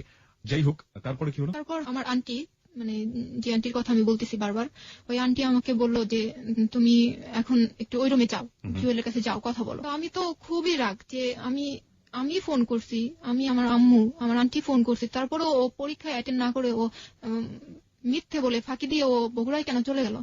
ও যদি আমাকে বিয়ে করবে বলে আশ্বাস দিয়ে ও কেন চলে গেল? এরকম একটা রাগ মনের ভিতর। তখন আমি কিছুতেই ওর রুমে যাবো না, খুবই রাগ, আমি যাবো না, কিছুতেই যাবো না ওর সামনে। ওর চেহারা দেখতে যেন আমার খুব বেশি রাগ হইতেছে, এরকম একটা ভাব, যাবোই না। তখন আমার আব্বু বললো যে শানু তুমি যাও। তখনই আমি আর একটা কথাও বলিনি, গেলাম, রুমে গেলাম। তখন আমার জিজ্ঞেস করছে। আমি যাওয়ার আগে একটু আপনার কাছ থেকে জানতে চাই, প্রত্যেকটা মেয়ের জীবনে, প্রত্যেকটা ছেলের জীবনে বিয়ে ব্যাপারটা অদ্ভুত রকমের একটা স্বপ্নের জায়গা, একেবারে অনাড়ম্বর ভাবে, একেবারে কোন রকম বললেন একটা সুতি শাড়ি, একটা অসামাজিক একটা পরিবেশ, সবকিছু মিলিয়ে এরকম একটা। আপনার ফিলিংসটা এই মুহূর্তে কেমন ছিল? ফিলিংসটা আসলে একটা, আমার ছোটবেলা থেকে যখন থেকে আমি বুঝি যে বউ জিনিসটা যখন আমি বুঝি, তখন মনে হইতো যে বউ সাজবো, একসময় আসবে যে আমি অনেক সুন্দর করে বউ সাজবো। যখন ও একটা সুতি শাড়ি আমাকে দিল, আমি শাড়িটা পরি নাই, আমার উপরে দেওয়া হয়েছিল, মাথার উপরে দেওয়া হয়েছিল, নাকফুলটা আমি পরছি, বাট শাড়িটা যখন আমি মাথার উপরে দিছি, আমার ভেতর থেকে অনেক কষ্ট হইতেছিল, অনেক কাঁদতেছিলাম আমি, যে আমার লাইফে কি হয়ে গেল, আমি কি ভাবলাম, কি হলো, আমি কি করতে চাইলাম, কি হইলো আমার লাইফটা, এরকম একটা কাজ করছে। তারপর রুমে গেলাম, যাওয়ার পর আপনাদের কি বাসর ঘর সাজানো হয়েছিল? না, কিছুই হয়নি, সিম্পল একটা রুম। রুমে যাওয়ার পর ও আমাকে অনেক প্রশ্ন করা শুরু করলো যে তুমি কেন আমাকে বললা না, আগে কেন বললা না, কেন তুমি লুকাইলা, আর আজকে লুকাইছো বিধায় এই অবস্থা হয়েছে তোমার লাইফটা নষ্ট করছো, আমার লাইফটা নষ্ট করছো, এরকম কথাবার্তা। তখন আমার অনেক কষ্ট লাগছে, আমি কিছু না বলেই শুয়ে পড়ছি, চুপচাপ যাই শুয়ে পড়ছি এক সাইডে। শুয়ে পড়ার পর ও বলতেছে যে জানালাগুলো লাগাও। আমি আবার উঠলাম, উঠে আবার জানালাগুলো লাগা আবার ওর সাথে কথা না বলে আবার শুয়ে পড়লাম। তখন ও আমার হাতটা ধরে টেনে, মানে সোফা ছিল, ও সোফাতে বসা ছিল, হাতটা ধরে টেনে সোফাতে বসানোর পর খুব কান্নাকাটি শুরু করে দিল। আমি ওর মুখে দিক তাকায় আছি, আমার মান সম্মান, আমার বাড়িতে পুলিশ গেছে, বাড়িতে মান সম্মান কিছুই রইল না, আমি বাবা মার কাছে ছোট হয়ে গেলাম, আমার বাবা মা আমাকে কি বলবে, আমি কি করলাম, এরকম কথাবার্তা বললো। তো ওর কান্না দেখে আমারও কান্না পাইলো, যে আমরা দুজনেই ভুল করছি, এরকম মনে হলো যে আমরা দুজনেই ভুল করলাম, কেন করলাম আমরা এরকম মনে হইতেছিল তখন। তারপর রাতটা তো এইভাবেই পার হয়েছে। পরের দিন সকালবেলা ওর মামা এবং নানা দুজন চলে যাবে। তো ওর বড় ভাইকে ফোন দিল যে ভাইয়া তুমি আসো, এই দুজন চলে যাক। তো ওর ভাই তারপরে দিন চলে আসলো, আর ওই দুইজন চলে গেল। ওর বড় ভাই আসার পর থেকে শুরু হলো আমাকে বোঝানো। ভাই আসার সাথে সাথে আমাকে বোঝানো শুরু হয়ে গেল যে তুমি, আমি খাটে ওপর বসে আছি, সে একটা টোল ছিল, সুপার যে টোলটা সামনে নিয়ে বসে আমাকে বলতেছে যে তুমি এক কাজ করো, তুমি বেবিটা মিসক্যারেজ করে ফেলো। এটা বড় ভাই প্রথমে আপনাকে বলল? বড় ভাই প্রথমে বলল। তখন আমি একটু অবাক, আমি একবার ওর দিক তাকাইতেছি, একবার ভাইয়ার দিক তাকাইতেছি। তারপর আরো অনেক কিছু বোঝানো শুরু হয়ে গেল যে যদি তোমার এই বেবিটা ছেলে হয় তাহলে দেখা যাবে যে সবার আগে বাবাকে খুন করতেছে, আর যদি মেয়ে হয় তাহলে কখনোই বিয়ে দিতে পারবে না, সবাই তাকে জারজ সন্তান বলবে, বড় হয়ে কোথাও বিয়ে দিতে পারবে না, আর তোমার পড়াশোনাও নষ্ট হয়ে যাবে, আর তোমার হাজবেন্ডের যে এখন একদম মাঝপথ, এই পথেও তোমার হাজবেন্ডের পড়াশোনাও নষ্ট হয়ে যাবে। তারপর কি করতে হবে, যে কামলা দিয়ে খেতে হবে। তখন কি তোমরা ভালো থাকতে পারবে? এরকম আমাকে প্রশ্ন করতেছে, বিভিন্ন রকমের প্রশ্ন করে আপনাকে বোঝানোর চেষ্টা করতেছে। তো আমার হাজবেন্ডও কিন্তু এরকমই কথাবার্তা আমাকে বলতেছে, বুঝাইতেছে, একদিন দুদিন করে বুঝাইতেছে। লাস্ট আমি একটা কথা আমাকে বলা হয়েছিল যে তুমি মেয়ে হলে বিয়ে দিতে পারবে না, মেয়ে হলে তুমি বিয়ে দিতে পারবে না, তাকে জারজ বলা হবে। এই কথাটা আমার অনেক বেশি লাগছিল। তখন আমি বললাম হ্যাঁ ঠিক আছে, আমি বেবি মিসক্যারেজ করবো। ক্লাস 9-এ পড়েন আপনি, 14 বছর বয়স, আপনি 5 মান্থ প্রেগন্যান্ট, এবং আপনি ওই সময় বেবি অ্যাবর্ট করতে যাচ্ছেন। আপনার ফিজিক্যাল, আমি একেবারেই হ্যাংলা ছিলাম, আর বলতেছি। তো তখন আমি রাজি হয়ে গেলাম যে হ্যাঁ আমি বেবিটা মিসক্যারেজ করে ফেলবো। তো এখন বিভিন্ন হসপিটাল আমাকে নেওয়া হচ্ছে, ওর ভাই। বিভিন্ন হসপিটাল কেন নিচ্ছে? বিভিন্ন হসপিটাল এই কারণে যে হসপিটালে আমি যাচ্ছি না কেন, আমার অপারেশন করতে চাইতেছে না। একই হইতেছে আমার প্রেশার এতই কম ছিল, অনেক কম ছিল, আর গায়ে রক্ত একেবারেই ছিল না। তো এই কারণে ডাক্তাররা বলতেছে না আমরা এটা করতে পারবো না, যদিও করি আপনাকে বনসই দিতে হবে, যে কিছু হলে, মেয়ের কিছু হলে এটার জন্য ডাক্তাররা দায়ী থাকবে না।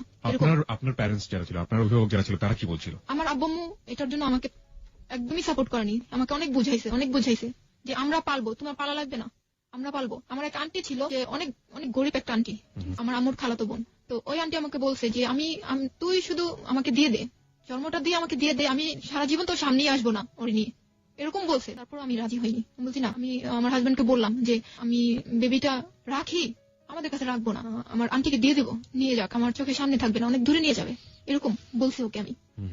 কিন্তু ও কিছুতেই কিছু না, মিসক্যারেজ করতেই হবে, তাহলে তোমার প্রবলেম আমার প্রবলেম, এটা থাকলে অনেক প্রবলেম হবে, অনেক প্রবলেমের কথা আমাকে বুঝাইলো। তারপর তো আমি রাজি হলাম। আমার আব্বু আম্মু একদমই রাজি ছিল না। অনেক হসপিটাল ঘোরার পর আমাদের গাজীপুরে যে সদর হসপিটাল, ওখানকার একটা নার্স ছিল মহিলা, ওই মহিলা আমাকে, আমার হাজবেন্ডকে বললো যে আমি এই জিনিসটা করাই দিতে পারবো, তবে এখানে না, হসপিটালে না, একটা বাড়িতে। তখন আমার হাজবেন্ড রাজি হয়ে গেল, ঠিক আছে আমাদেরকে ওখানে নিয়ে চলেন।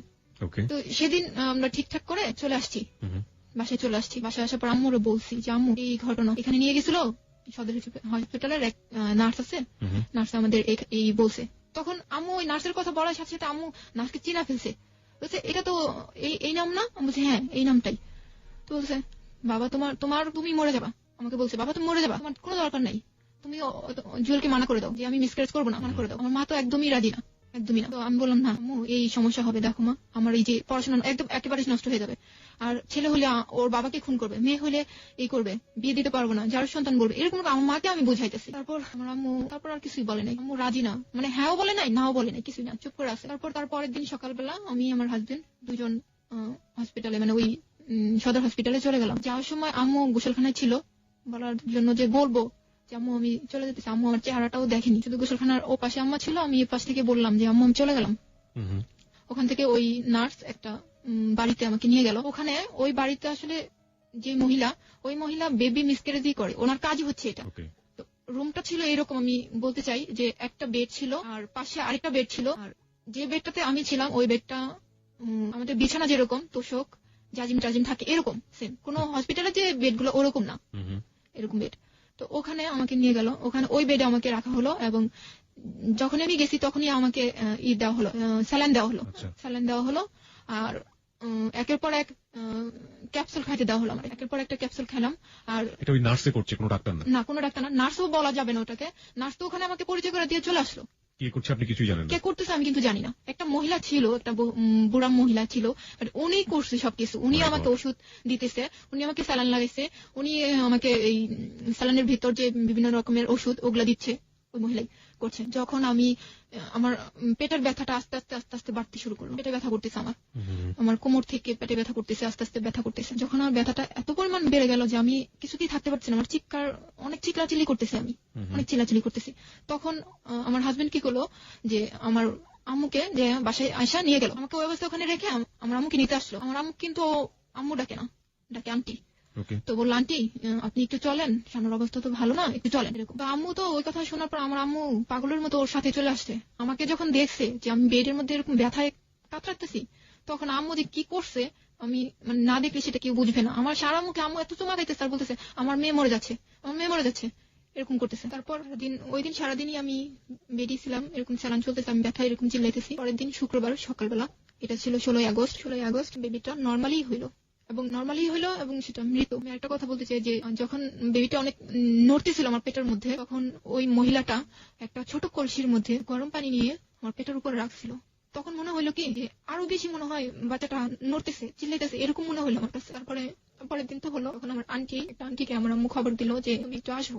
এটা ওই আন্টি যে আন্টিটা বেবিটা নিতে চাইছিল, বলছিল আমি সারা জীবন আসবো না তোমার সামনে। আন্টিটা আসার পরে আমি বললাম, আন্টি আমাকে একটু বেবিটাকে দেখান তো, চেহারাটা একটু দেখান আমাকে। তো আন্টি একটু ঘুরায় আমাকে চেহারাটা দেখালো। তখনই আমি সেই মুহূর্তে আমি বুঝতে পারলাম যে আমি কত বড় একটা ভুল করছি। সেদিনই চলে আসছি, ওখান থেকে নিয়ে আসছে আমাকে একটা সিএনজি ভাড়া করে বাসায় নিয়ে আসছে। নিয়ে এসে আমি খুবই অসুস্থ, আমাকে ওষুধপত্র দেওয়া হয়েছে, আমি একদমই মানে আমাকে কোলে করে মানে এসে নিতে হয়, গোসলখানায় কোলে করে আমাকে টয়লেটে নিতে হয়, এরকম অবস্থা। বেবিটা কি ছেলে ছিল না মেয়ে ছিল? মেয়ে ছিল। তো অনেক অসুস্থ, ও আমাকে এখানে রেখেই আস্তে আস্তে বিকাল হয়ে গেছে, একটু সন্ধ্যা সন্ধ্যা টাইপ হয়ে গেছে। তো আমার আম্মু তখনও আর কি ওষুধপত্র আনতে পারেনি। আম্মু আর আব্বু দুজনে মিলে মানে আমাদের বাহিরে গেল আর কি, মার্কেটে গেল যে ওষুধগুলো নিয়ে আসি, আর ওরে রাইখে গেল, আমার হাজবেন্ডকে আমার বাসায় রেখে গেল যে তুমি একটু কাছে বসে থাকো, ওর কাছে বসে থাকো। তো ও বসেই ছিল। কিছুক্ষণ পরে একটা ফোন আসছে, ফোনটা ছিল ওর একটা পাতানো বোন ছিল, ওইটা আমাদের ওখানকারই পাতানো বোন। ও বোন ডাকছিল, আর ওর ওই বোনের মাকে ও মা ডাকছিল। তো ওই ফোনটা পেয়ে ও আমাকে, আমার এত জ্বর, এত অসুস্থ, আমি এই অবস্থায় রেখে ও চলে গেল বোনের কাছে, চলে গেছে। অনেকক্ষণ হয়ে গেছে, এর মধ্যে আমার এত জ্বর উঠছে, মানে আমি কাঁপতেছি। আমার ছোট বোনটা একটা ল্যাব দিছে, আরেকটা ল্যাব দিছে, 3টা ল্যাব দেওয়ার পর আমি কাঁপতেছি, আমি কাঁপা পড়ে যেতেছি, এত আমার জ্বর উঠছে। বালিশ দিয়ে আমার ছোট বোনটা উপরে উঠা মানে চাপ দিয়ে রাখছে আমাকে। তো তারপরে দেখতেছি আমি আরো বেশি, মানে আমার অবস্থা তো খারাপ। তার পাশে একটা আন্টি ছিল, আন্টিকে ডেকে নিয়েছে, আন্টি একটু আসেন তো, আপু তো এরকম করতেছে। তো আন্টিও আসছে, এমন সময় আমার আব্বু আম্মু চলে আসে। আসার পর দেখে আমার এই অবস্থা, তাড়াতাড়ি মাথাটাতে পানি টানি দিল, দেওয়ার পরে একটু ঠিক হলাম, ওষুধ খাওয়ালো, একটু ঠিক হলাম। তো আমাকে জিজ্ঞেস করলো জুয়েল কোথায়। আমি বললাম ও রোজি আপু ফোন দিছে তো ওখানে গেছে। ওর বোনের কথা বললাম যে ওখানে ফোন দিছে তো ওর কাছে গেছে। তো আমার আব্বু এত রাগ ছিল, মনে হয়েছিল সেদিন ওকে মেরেই ফেলবে, এই অবস্থা। আমার আব্বু খুব রাগ করছে। ও আসার সাথে সাথে আমার আব্বু ওর ডাইকে নিছে, এদিকে আসো। তো যাওয়ার পরে ও আমার আব্বুর, আমি জানি না, আমি তো এই রুমে, ও আব্বুকে হাত দুইটা ধরে কি যে বললো আমি জানি না। আমার আব্বু একেবারেই ঠান্ডা হয়ে গেল, কিছুই বললো না, কিছুই বললো না যে আমার মেয়েটাকে এইভাবে রাখা গেলা, বা আমার মেয়েটাকে এত অসুস্থ তুমি কিভাবে গেলে, ওখানে যাওয়াটা কি এত জরুরি ছিল, এগুলো কিছুই বলেনি। ও হাত ধরে কি বোঝালো, আমার বাবা একদমই ঠান্ডা হয়ে গেল। কি বুঝেছিল পরে জেনেছেন কিছু? না, আমি কিছুই শুনিনি। কথাটা এরকম ছিল যে ও এরকম একটা ছেলে যে কোনো মানুষের সাথে কথা বলতো এমনিতেই নর্মাল হয়ে যেত, মানে ওর প্রতি একটা আকর্ষণ চলে আসতো, ছেলে হোক মেয়ে হোক। এখানে আমি একটু বলি তাদেরকে, সেটা হচ্ছে যে he is looking to smart, এবং ওর ছবিগুলো আমি দেখেছি, আসলেই অনেক অনেক সুন্দর দেখতে, অনেক ইয়াং, অনেক হ্যান্ডসাম দেখতে। এবং শামিমা আজকে কিছু পিকচার মানে কিছু ফটো নিয়ে এসছে ওর সাথে করে, তো ছবিগুলো আমি দেখছিলাম, আসলে ওদের সেই সময়কার ছবিগুলো বর্তমানে যদি দুই একটা আসে ওর কাছে, ওগুলো একটু দেখার চেষ্টা করেছি। আমার কাছে মনে হচ্ছে যে ও আসলে দেখতে অনেক ভালো এবং অনেক স্মার্ট এবং খুবই গুড লুকিং একটা ছেলে।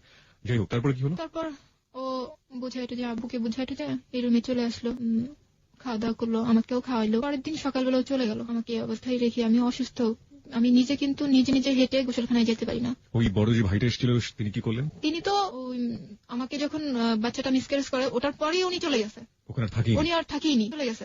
তো আমার হাজবেন্ডও তার পরের দিন চলে গেছে। আমি আমার বিয়ের কারণে অনেকটা আমার বাবা ঋণী হয়ে গেছিল।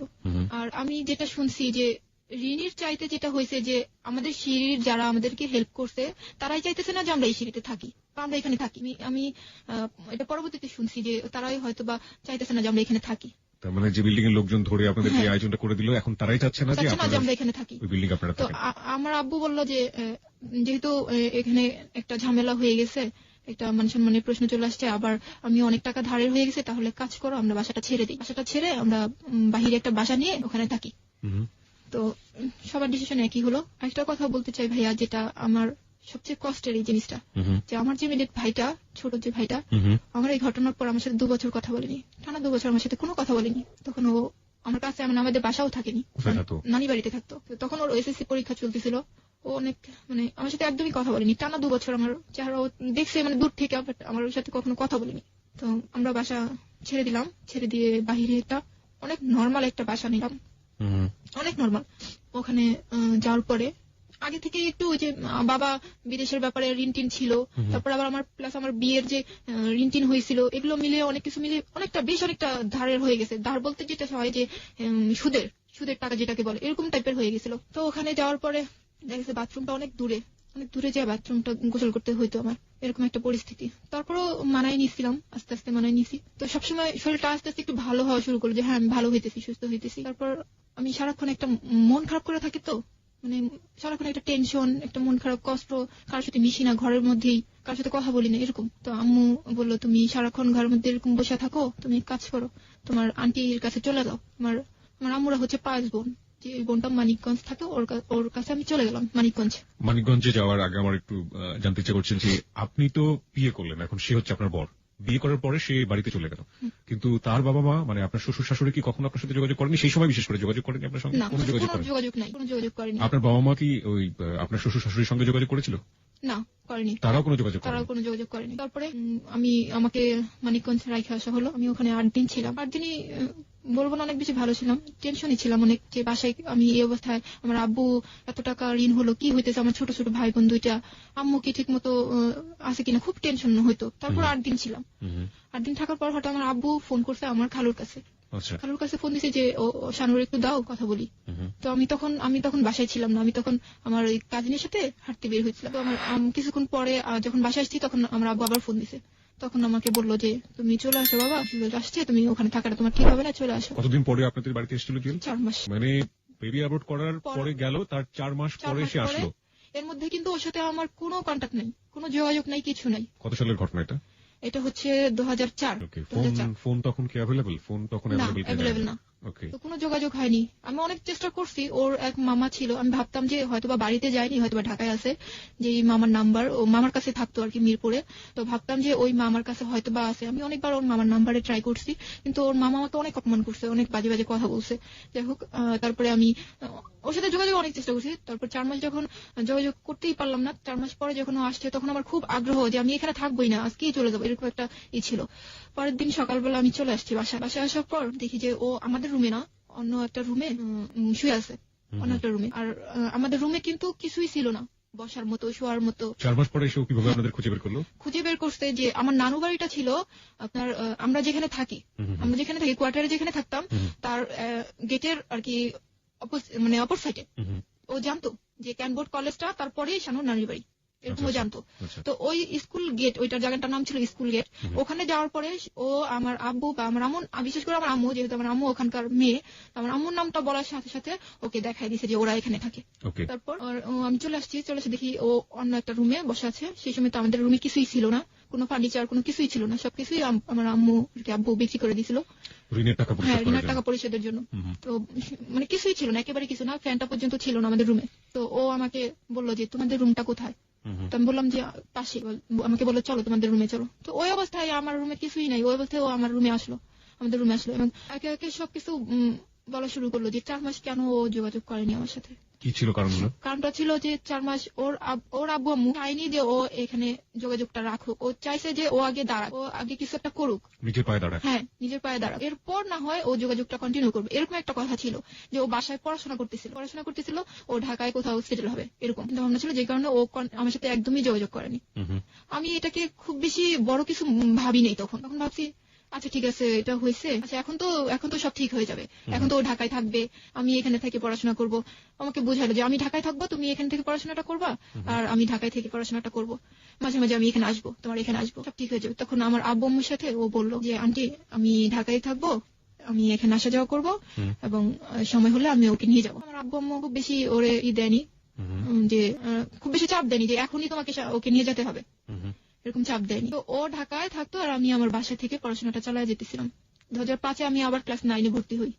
5-এ যখন আমি 9-এ ভর্তি হই, আর ও তখন ঢাকায়, ও আমাকে বলছিল যে জাহাঙ্গীরেও ভর্তি হয়েছিল, প্লাস ও হচ্ছে আপনার আইএল টেস্ট করতেছিল। এর মধ্যে ওর সাথে আমার কখনোই কোনোদিন কোনো বিষয়, জাহাঙ্গীরনগর ইউনিভার্সিটিতে চান্স পেয়েছিল, রাইট? পেয়েছিল। কিসে পড়তে আপনি জানতেন? না, আমি জানতাম না। ওটা ছিল আসলে, ওটা ও ভর্তি হয়নি ওখানে, মিথ্যা কথা ছিল। তখন আমাকে বলছিল যে আমি জাহাঙ্গীরে ভর্তি হয়েছি, আর প্লাস পাশাপাশি আমি আইএল টেস্ট করছি। তো আমি ওকে বিশ্বাস করছি, ওকে ঠিক আছে। তো আমি ও কি করছে যে এর মধ্যে কিন্তু ওর সাথে আমার কোনো ঝগড়া ঝাঁটি, কোনো কিছু না, মনোমালিন্য কিছুই কখনো কোনো বিষয় নিয়ে হয়নি, না ওর বাসার লোকজনকে নিয়ে, না আমার বাসার লোকজনকে নিয়ে, কোনো কিছুই হয়নি। আমি যে ও আমার সাথে ফ্লোরে থাকতেছে, আমার মাথার উপর ফ্যান নেই, ও আমার সাথে থাকতেছে, আমার বাথরুমটা অনেক দূরে, ওখানেই যাইতেছে, এমনকি সাপ্লাই পানি নেই, কল চেপে পানি বের করতে হইতেছে, ও করতেছে তাই করতেছে। এবং বর্ষার দিন আসলে টিন আসলে ওপরে, ঘরে টিন আসলে ওপরে, ওই টিন দিয়ে পানি পড়তো, ওর কোনো কিছুই মনে হতো না। ওরকম পরিবেশে ও আমার সাথে ছিল, মানায় গেছে আমার সাথে, আমি যেরকম পরিবেশে ছিলাম ও সেরকম পরিবেশে ছিল। চলতেছে ভালো ভালো, অনেক ভালো চলতেছে। ও ঢাকা টিউশনি করে যতটুকু পারতো আমাকে হেল্প করতো, 500, 300 টাকা, 200 টাকা বা 500 টাকা যখনই যা পারতো আমাকে দিত। আপনার সঙ্গে থাকতো নাকি ওর আলাদা কোথাও থাকতো? না, ও ঢাকায় থাকতো। ও আসতো সপ্তাহে 1 দিন বা 15 দিনে 1 দিন থাকতো, 2 দিন এরকম আসতো। তো খুব ভালো সম্পর্ক যাইতেছিল, কোনো প্রবলেম হয়নি ওর সাথে আমার তখন। 2006 চলে আসছে, ওর ভিসা হয়ে গেল। ও এখন আমাকে বলতেছে যে আমার তো ভিসা হয়ে গেছে, আমি তো তারিখটা সঠিক মনে করতে পারতেছি না, ও ডেটটা মনে নেই আমার, যে ওই তারিখে আমাকে চলে যেতে হবে। আচ্ছা, যাওয়ার আগে আমি কিছু জানতে চাই যে বিয়ে হলো কত সালে আপনাদের? 3 সালে। 2003 সালে। 2006 সালে এসে বলছে চলে যাবে। 3 বছর আপনারা ঘর সংসার করলেন। ঘর সংসার বলতে কি আমি আমার বাবার বাড়িতে, ও ঢাকায়, ও আসা যাওয়া করতো আমার এখানে। এই 3 বছরে আপনি কখনো বলেননি যে আপনি ওর বাবা মার বাড়ি বা আপনার শ্বশুর শাশুড়ির সাথে দেখা করতে চান? হ্যাঁ, বলছি। ও কি বলেছে? ও বলছে যে দেখো, তুমি এখন যে অবস্থা তোমাদের ফ্যামিলির, এখন আব্বু আম্মুকে আনলে তোমাদের মান সম্মান যাবে, আর আমারও মান সম্মান যাবে। ভালো একটা পরিবেশে যাও, তারপর না হয় আব্বু আম্মুকে আনবো বা যোগাযোগ করাই দিব, বা তখন কন্টিনিউ হবে সম্পর্কটা দুই ফ্যামিলির মধ্যে। এরকম ছিল। ফোনেও কখনো কথা বলেন? না, ফোনে তো আমাকে কখনো ফোনে কথা বলতেই দেয়নি। আমি বহুবার চেষ্টা করছি কথা বলার জন্য, আমাকে কথা বলতে দেয়নি। তারপর 2006 ও আমাকে। আপনার বাবা মা কেন স্টেপ নিল না? আপনার বাবা মার তো উচিত ছিল যে। আমার বাবা মা এর জন্য নেয়নি, আমি বলতেছি। যখন ও ভিসা হয়ে গেল, তখন আমার আব্বু আম্মু বলতেছে যে তোমার তো এখন ভিসা হয়ে গেছে, তুমি তো দেশের বাইরে চলে যাবা, তাহলে তুমি মেয়েকে তোমাদের বাড়িতে রেখে যাও।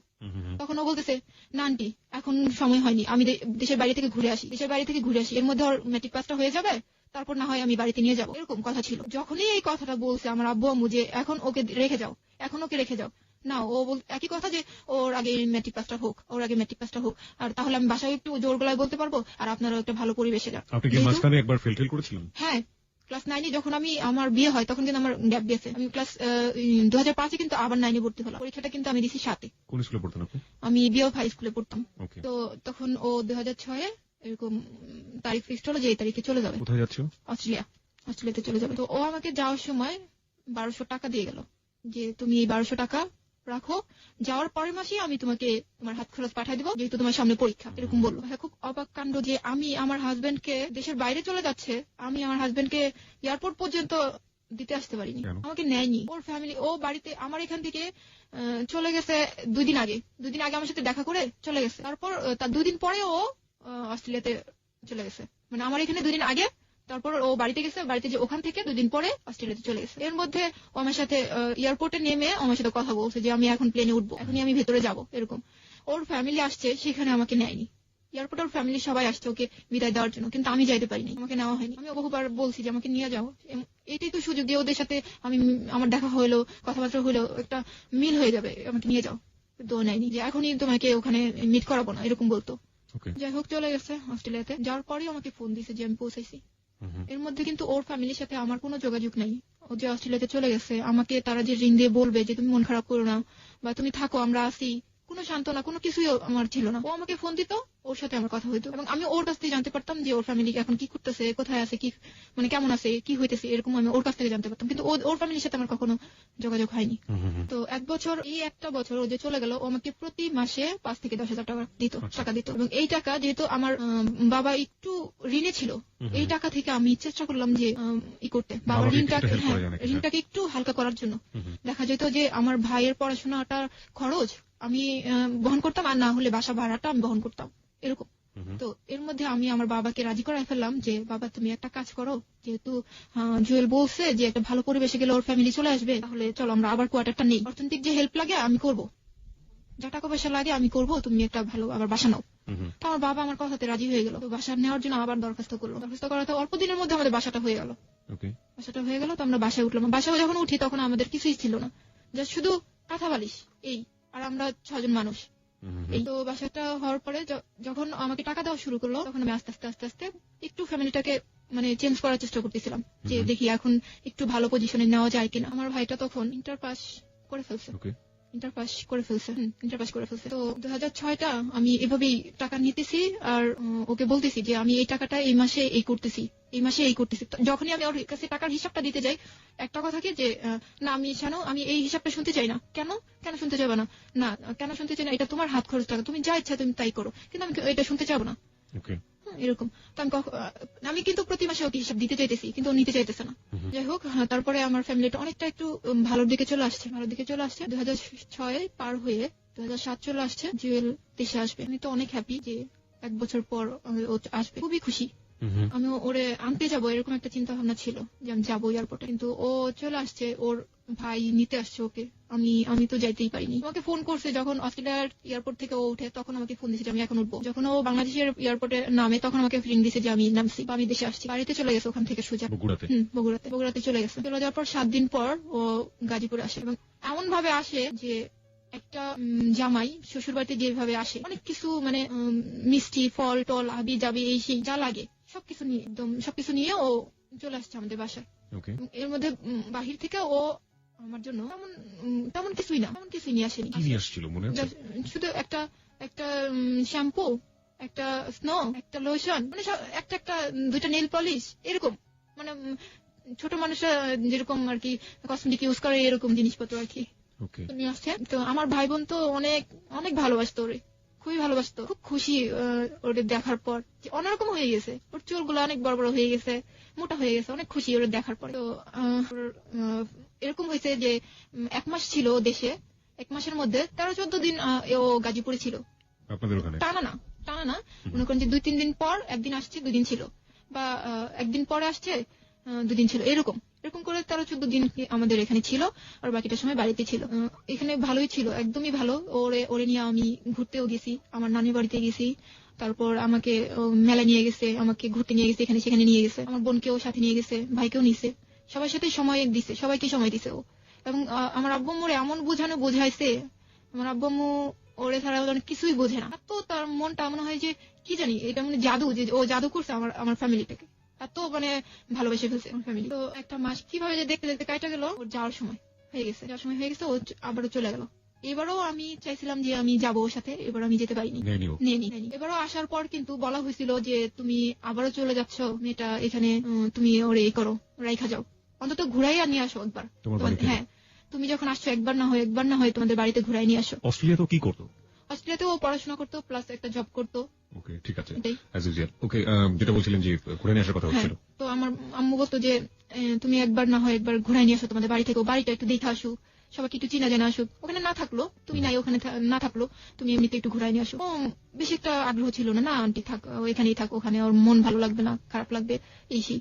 6-9 বলছিল আমার আম্মু, ঠিক তাই বুঝা, ঠিক আছে ওকে। 2007 চলে আসলো, আমার পরীক্ষা, ও চলে গেল, আমার পরীক্ষা শুরু হলো, এসএসসি পরীক্ষা। তখন আমি একটু অসুস্থ ছিলাম, খুব জ্বর ছিল আমার, এই অবস্থায় আমি পরীক্ষা দিছি, ও চলে গেছে। ওর সাথে আমার কন্টিনিউ যোগাযোগ আছে, রেগুলার যোগাযোগ। দেখা গেছে একদিনে 3-4 বার ফোন দিত আমারে, 3-4 বার ফোন দিত। খাওয়ার টাইমে দুপুরে লাঞ্চের সময় ওকে ফোন দিতেছে, খাইছো? হ্যাঁ খাইছি, এরকম। রাত্রেবেলাও ফোন দিত, খাইছো? হ্যাঁ খাইছি। পরীক্ষা কেমন হলো এরকম জানতো, 3-4 বার তো ফোন দিতই, একদিনে দিত।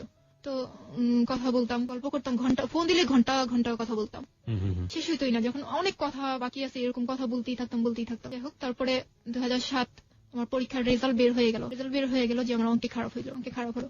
আমি বললাম যে আমার অঙ্কে তো খারাপ হয়েছে। ও বললো যে কিছু হয়নি, সমস্যা নেই, আবার দিবা, অঙ্কটা আবার দিবা।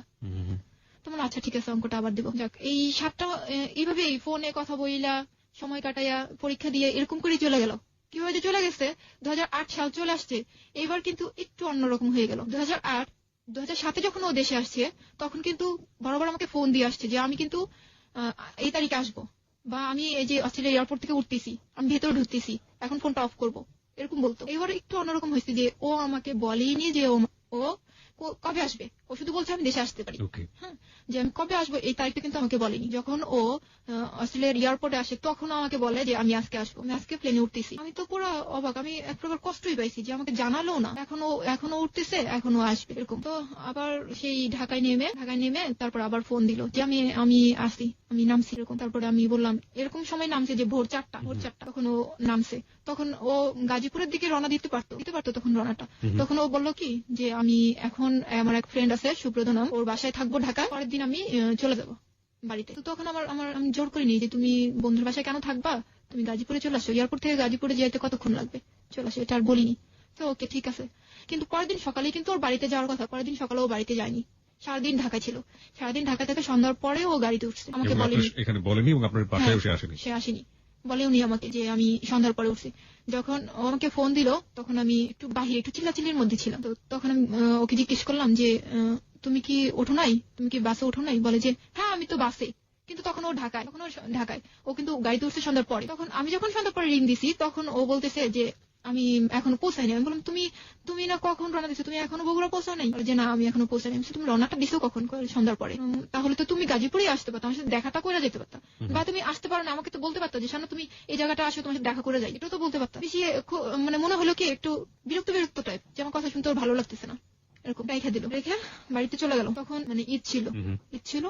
ও ঈদটা করে, ঈদটা ছিল 7 তারিখে, ও আসলো 13 তারিখে ও গাজীপুর আসলো। আসার পরে একটু চেঞ্জ এরকম আসলো যে ও বলতেছে যে আমি আজকে আসবো। ও বের হয়েছে বাসা থেকে আজকে, যে আমি আজকে আসবো, কিন্তু ও আজকে আসেনি আমার কাছে। আজকে সকালে ও রওনা দিছে, পরের দিন রাত 1টায় ও বাসায় আসছে। তাও ওকে যায় নিয়ে আসতে হয়েছে। হ্যাঁ, নিয়ে আসতে হয়েছে। মানে গেটে তো আমাদের যে আমরা তো বাসায় থাকতাম, গেটে কিন্তু ওকে একা আসতে দিবে না, বা কোনো গেস্ট আসলে আসতে দিবে না।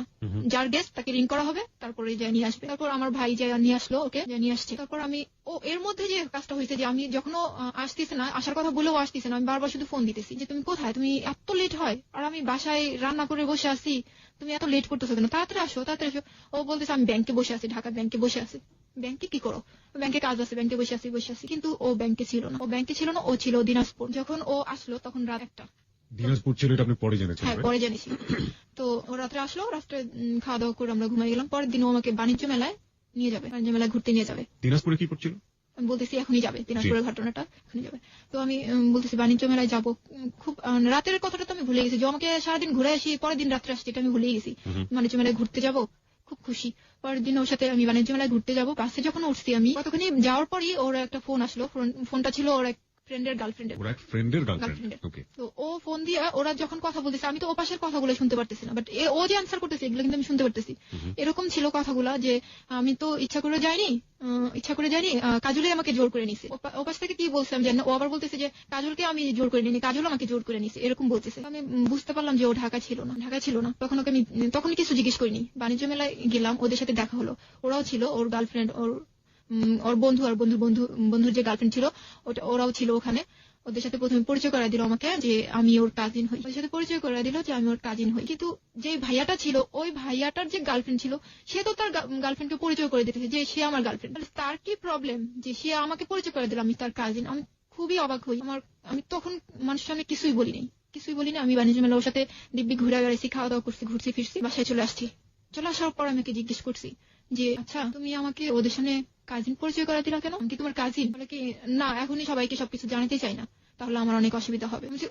ও যেহেতু ওর গার্লফ্রেন্ডকে পরিচয় করেছে, তুমি তো বলতে পারতা যে এ আমার গার্লফ্রেন্ড। তুমি বউ পরিচয় না করাই দিলাম, তুমি তো বলতে পারতো যে এ আমার গার্লফ্রেন্ড। নাকি না, এটার অনেক প্রবলেম হবে, আমি অস্ট্রেলিয়াতে থাকি, আমার অনেক প্রবলেম হবে, আমি এখনই কিছু জানাতে চাই না, আমি যে বিয়ে করছি এটা আমি এখনই জানাইতে চাই না, এরকম একটা বোঝ দিল আমাকে। তো আমি তাই বোঝমাই না, ওর কথা মতো চুপচাপ, আর কোনো কথা বাড়াইলাম না, কথা বাড়াইলে ঝগড়া হবে, এর জন্য কথা আর মানে বাড়াইলাম না। ও আমার সাথে এত মিথ্যা কথা বলে। আমরা সবাই টেলিভিশন দেখতেছি একসাথে বসে, এর মধ্যে ওর ফোন আসছে। ফোন আসার পর ও কি করলো, ও সবার সামনে থেকে উঠে বাহির রুমে যায়, দরজাটা আটকায়া কথা বলতেছে। এর মধ্যে আমি আবার উঠে যাই ওর রুমে যাওয়ার জন্য, দরজা ধাক্কা দিলাম, দেখি দরজা আটকানো। আমি ভাবলাম যে কি ব্যাপার, দরজা আটকা কার সাথে কথা বলে? আমি অত বেশি মানে অবিশ্বাসের কিছু ছিল না। আমি কথা জানি কার সাথে বলতেছি, এরকম একটা নিলাম। আমি চলে আসলাম। চলে আসার পরে দেখি অনেকক্ষণ হয়ে গেছে ও কথাই বলতেছে। তারপর আমি দরজা নক করলাম, নক করার পরে খুললো। তারপর আমি জিজ্ঞেস করলাম যে কার সাথে এতক্ষণ তুমি কথা বলো? দরজা আটকা। বলো যে বাসায় কথা বলছি। বাসায় কথা বলতেছো, দরজা আটকা কথা বলা লাগবে কেন? এটা লুকানোর কি? তুমি গাজীপুরে আসছো, গাজীপুর তোমার শ্বশুর বাড়িতে আসো, এটা কি তোমার ফ্যামিলি জানে না? এটা না জানার কি আছে? তুমি লুকায় কথা বলো কেন? বলো যে না, আমার বাসায় জানে না যে আমি গাজীপুরে আছি। জানে না মানে? তুমি বলো না যে তুমি গাজীপুরে তোমার শ্বশুর বাড়িতে? না, বলি না। কেন না? এটা কি বলে আসতে হয়? কোনো সন্তান কি তার বাবা মাকে বলে আসে যে আমি শ্বশুর বাড়িতে যেতেছি? তা তো বুঝতেছে যে আমি গাজীপুরে যেতেছি। আচ্ছা, তারপরে এর মধ্যে ও বলতেছে যে তুমি পড়াশোনাটা কন্টিনিউ করো, আবার পড়ো। আমি বলছি দেখো জুয়েল, আমার না পড়তে ভালো লাগে না, আমি পড়তে পারতেছি না, আমি পড়বো না এরকম বলতেছি। ও বললো আমাকে বলো কি যে আচ্ছা ঠিক আছে, আমি এটা নিয়ে তোমাকে কোনো জোর করবো না, তবে একটা কথা বলবো, সেটা হলো যে তোমার লাইফ সামনে, তোমাকে অনেক দূর যেতে হবে, তো তুমি চিন্তা করো তুমি কি করবা। ওকে, জুয়েল সম্পর্কে আমরা জানি, ও স্টুডেন্ট হিসেবে কেমন ছিল? খুবই ভালো ছিল। এসএসসি ইন্টার রেজাল্ট কি ছিল ওর? এসএসসি এ প্লাস ছিল, ইন্টারও এ প্লাস ছিল না, বাট কাছাকাছি এরকম ছিল। ঠিক আছে, তারপর? তো আমাকে এই কথাটা বললো। তো আমি অত পড়াশোনাটা সত্যি আমার এটাই ভুল মনে হয়, যে আমি এটাই আমার মনে হয়নি যে এটা না করলে আমার প্রবলেম হবে। আমি বলছি আরে জুয়েল তো বলছে যে এটা তোমার ইচ্ছা, তুমি কি বুঝো তুমি কি করবা। আমি ভাবছি আর না করলেও চলবে, পড়াশোনাটা ছেড়েই দিলাম, বললাম না। এসএসসি পরীক্ষা দেওয়ার আগে আপনি ছেড়ে দিলাম, বললাম না। তো 2008 ওর সাথে একটা ঝগড়া হয়, কি নিয়ে ঝগড়া হয় যে আমি পড়বো না। ও বলতেছে, ও কিন্তু জোর নাই যে জোর করতেছে না তোমাকে পড়তেই হবে, এরকম না, যে তুমি ভাবো তুমি কি করবা। আর আমার এরকম হতো যে যখন আমাকে পড়ার বিষয়টা বলতো আমার একটু রাগই হতো, কি বারবার শুধু একই কথা, পড়া, আমি পড়বো না, আমার হবে না, আমি পড়বোই না, এরকম বলতাম। কেন আপনি চিন্তা করতেন যে আপনার পড়া হবে না, সবাই যদি সবার এটা পড়া? আমি বলি, আমি যখন এসএসসি পরীক্ষা দিই, যখন আমার অঙ্কে খারাপ হলো, তখন কিন্তু আমি যখন আমি রেজিস্ট্রেশন করতে গেলাম, আবার যখন রেজিস্ট্রেশন করতে গেলাম, তখন স্যাররা আমাকে আটকাই দিল। কি কারণে আটকাই দিল? যে তুমি অঙ্কর যে পরীক্ষাটা, টেস্ট পরীক্ষাটা, এটা দাওনি, তোমাকে ফাইনাল পরীক্ষা দেওয়ানো যাবে না। এর জন্য আমার মনেই ভেঙে গেছে যে আমি একটা পরীক্ষা দেবো, আমি তো জানতামই না যে টেস্ট আবার দেওয়া লাগবে অঙ্ক পরীক্ষাটা। আচ্ছা, আমি আর পড়লামই না। তো ওর শুধু একই কথা ছিল যে তুমি করো, তুমি ভাবো তুমি কি করবা। কিন্তু ওর মনে কি ছিল বুঝিনি। তারপর 2008 15 দিন ও আমার কাছেই ছিল। আর 15 দিন, 2 মাস ছিল, 2 মাসের মধ্যে 15 দিন ও আমার কাছে ছিল, বাকি সময়টা ওর বাড়িতে ছিল এবং বিভিন্ন কাজে ও ব্যস্ত ছিল। যে হয়েছে যে সম্পূর্ণটা বাড়িতে ছিল না, ঢাকা ছিল বা কোনো বন্ধু বান্ধবের বাসায় ছিল, এরকম। 15টা দিন আমাকে দিছিল। তারপর এর মধ্যে 2008 ওরকে নিয়ে আমি আমার মানিকগঞ্জ আন্টির বাসায় ছিলাম 8 দিন। ওখানে আমি ঘুরতে যাই, আমার নানু বাড়িতে যাই, এখানে সেখানে ঘুরেও বেড়াইছি, সময় দিয়েছে আমাকে। তো যখন ওর যাওয়ার সময় হয়ে গেল, তখন আমার আম্মু আবারও বললো যে এইবার ওকে রাইখা যাও, ও যখন পড়াশোনা করবে না, এবারও রাইখা যাও। হ্যাঁ, শ্বশুরবাড়িতে এবার রাইখা যাও। বলে যে না, ও শুধু মেট্রিক পরীক্ষাটা দেখ, আমি ওরে বাসায় ঠিকই তুলে নিব। আচ্ছা, আপনার ভিতরে কি এরকম একটা চিন্তা কাজ করেছিল যে বিয়ে যেহেতু হয়ে যায়, বিয়েই তো আসলে মেয়েদের লাইফের একটা আসল ডেস্টিনেশন, পড়াশোনা না করলেও চলে, এরকম একটা ব্যাপার সম্পর্কে কাজ করতো?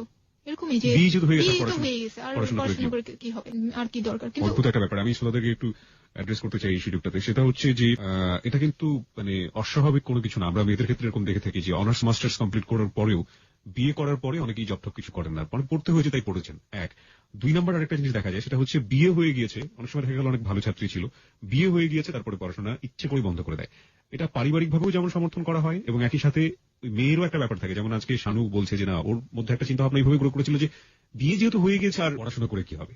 যাই হোক, এই ব্যাপারটা আসলে কতটা ভালো কতটা মন্দ সেটাই গল্প থেকে উঠে আসবে, আপনারা শেষ পর্যন্ত শুনবেন আশা করছি। শানু, তারপর কি হলো? তারপর ও চলে গেল, সময় হয়ে গেল ওর যাওয়ার। 2 মাস দেশে থাকার পর ও চলে গেল। চলে যাওয়ার পর যেটা হলো যে আমার যে নাম্বার ছিল, বাঙালি নাম্বার, সেটাতে অস্ট্রেলিয়া থেকে একটা মেয়ে ফোন দেওয়া শুরু করলো।